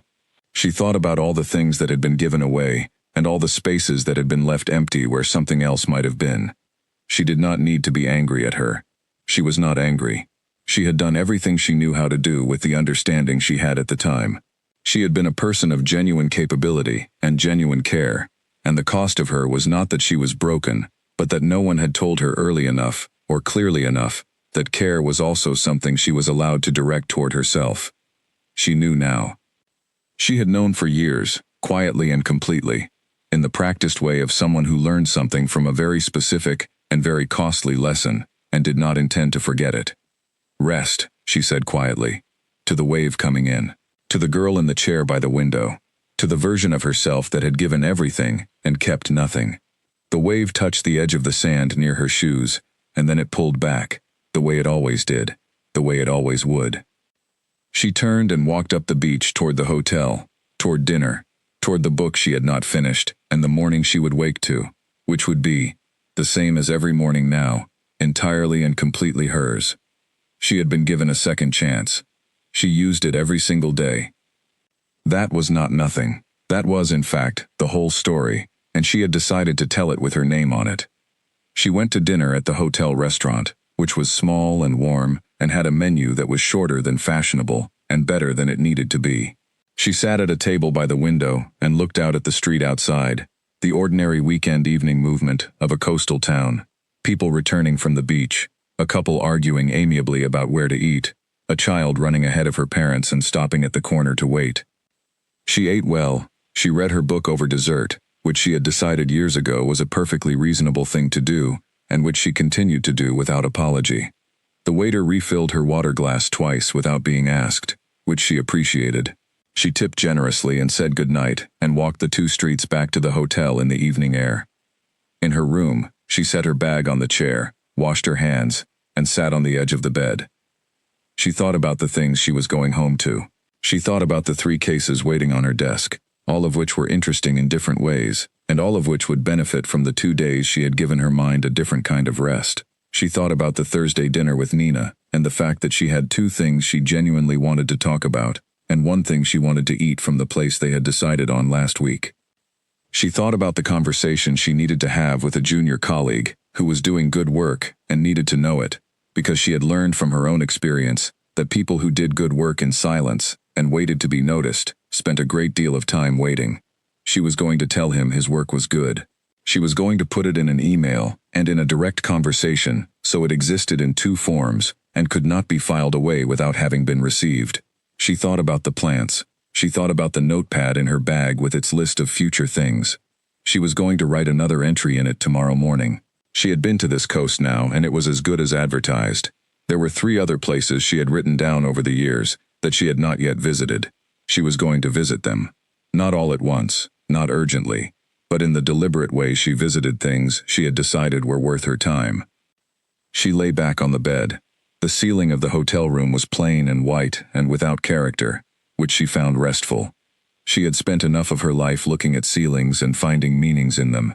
A plain ceiling was a pleasant change. She thought about what she had said to the wave. Rest. She had meant it.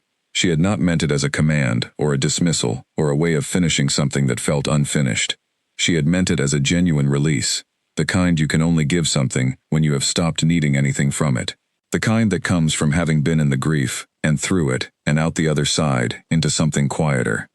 She was out the other side. She did not know if she would think about Alara again in this way, in the specific, weighted, grief-saturated way of tonight and the past months. She might. Grief did not follow a schedule, but what she knew was that the thinking had moved through something, and the something had changed, and the version of the grief that remained was smaller and less central. Something she could carry without it carrying her.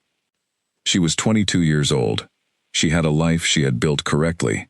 She had people who showed up and work she was proud of, and a small apartment with plants that were being tended in her absence, and a notepad full of places she had not been yet. She had been given a second chance at the most basic possible level, the level of being alive again, of waking up in a yellow-ceilinged bedroom with the whole of a new life in front of her, and the knowledge of what not to do with it.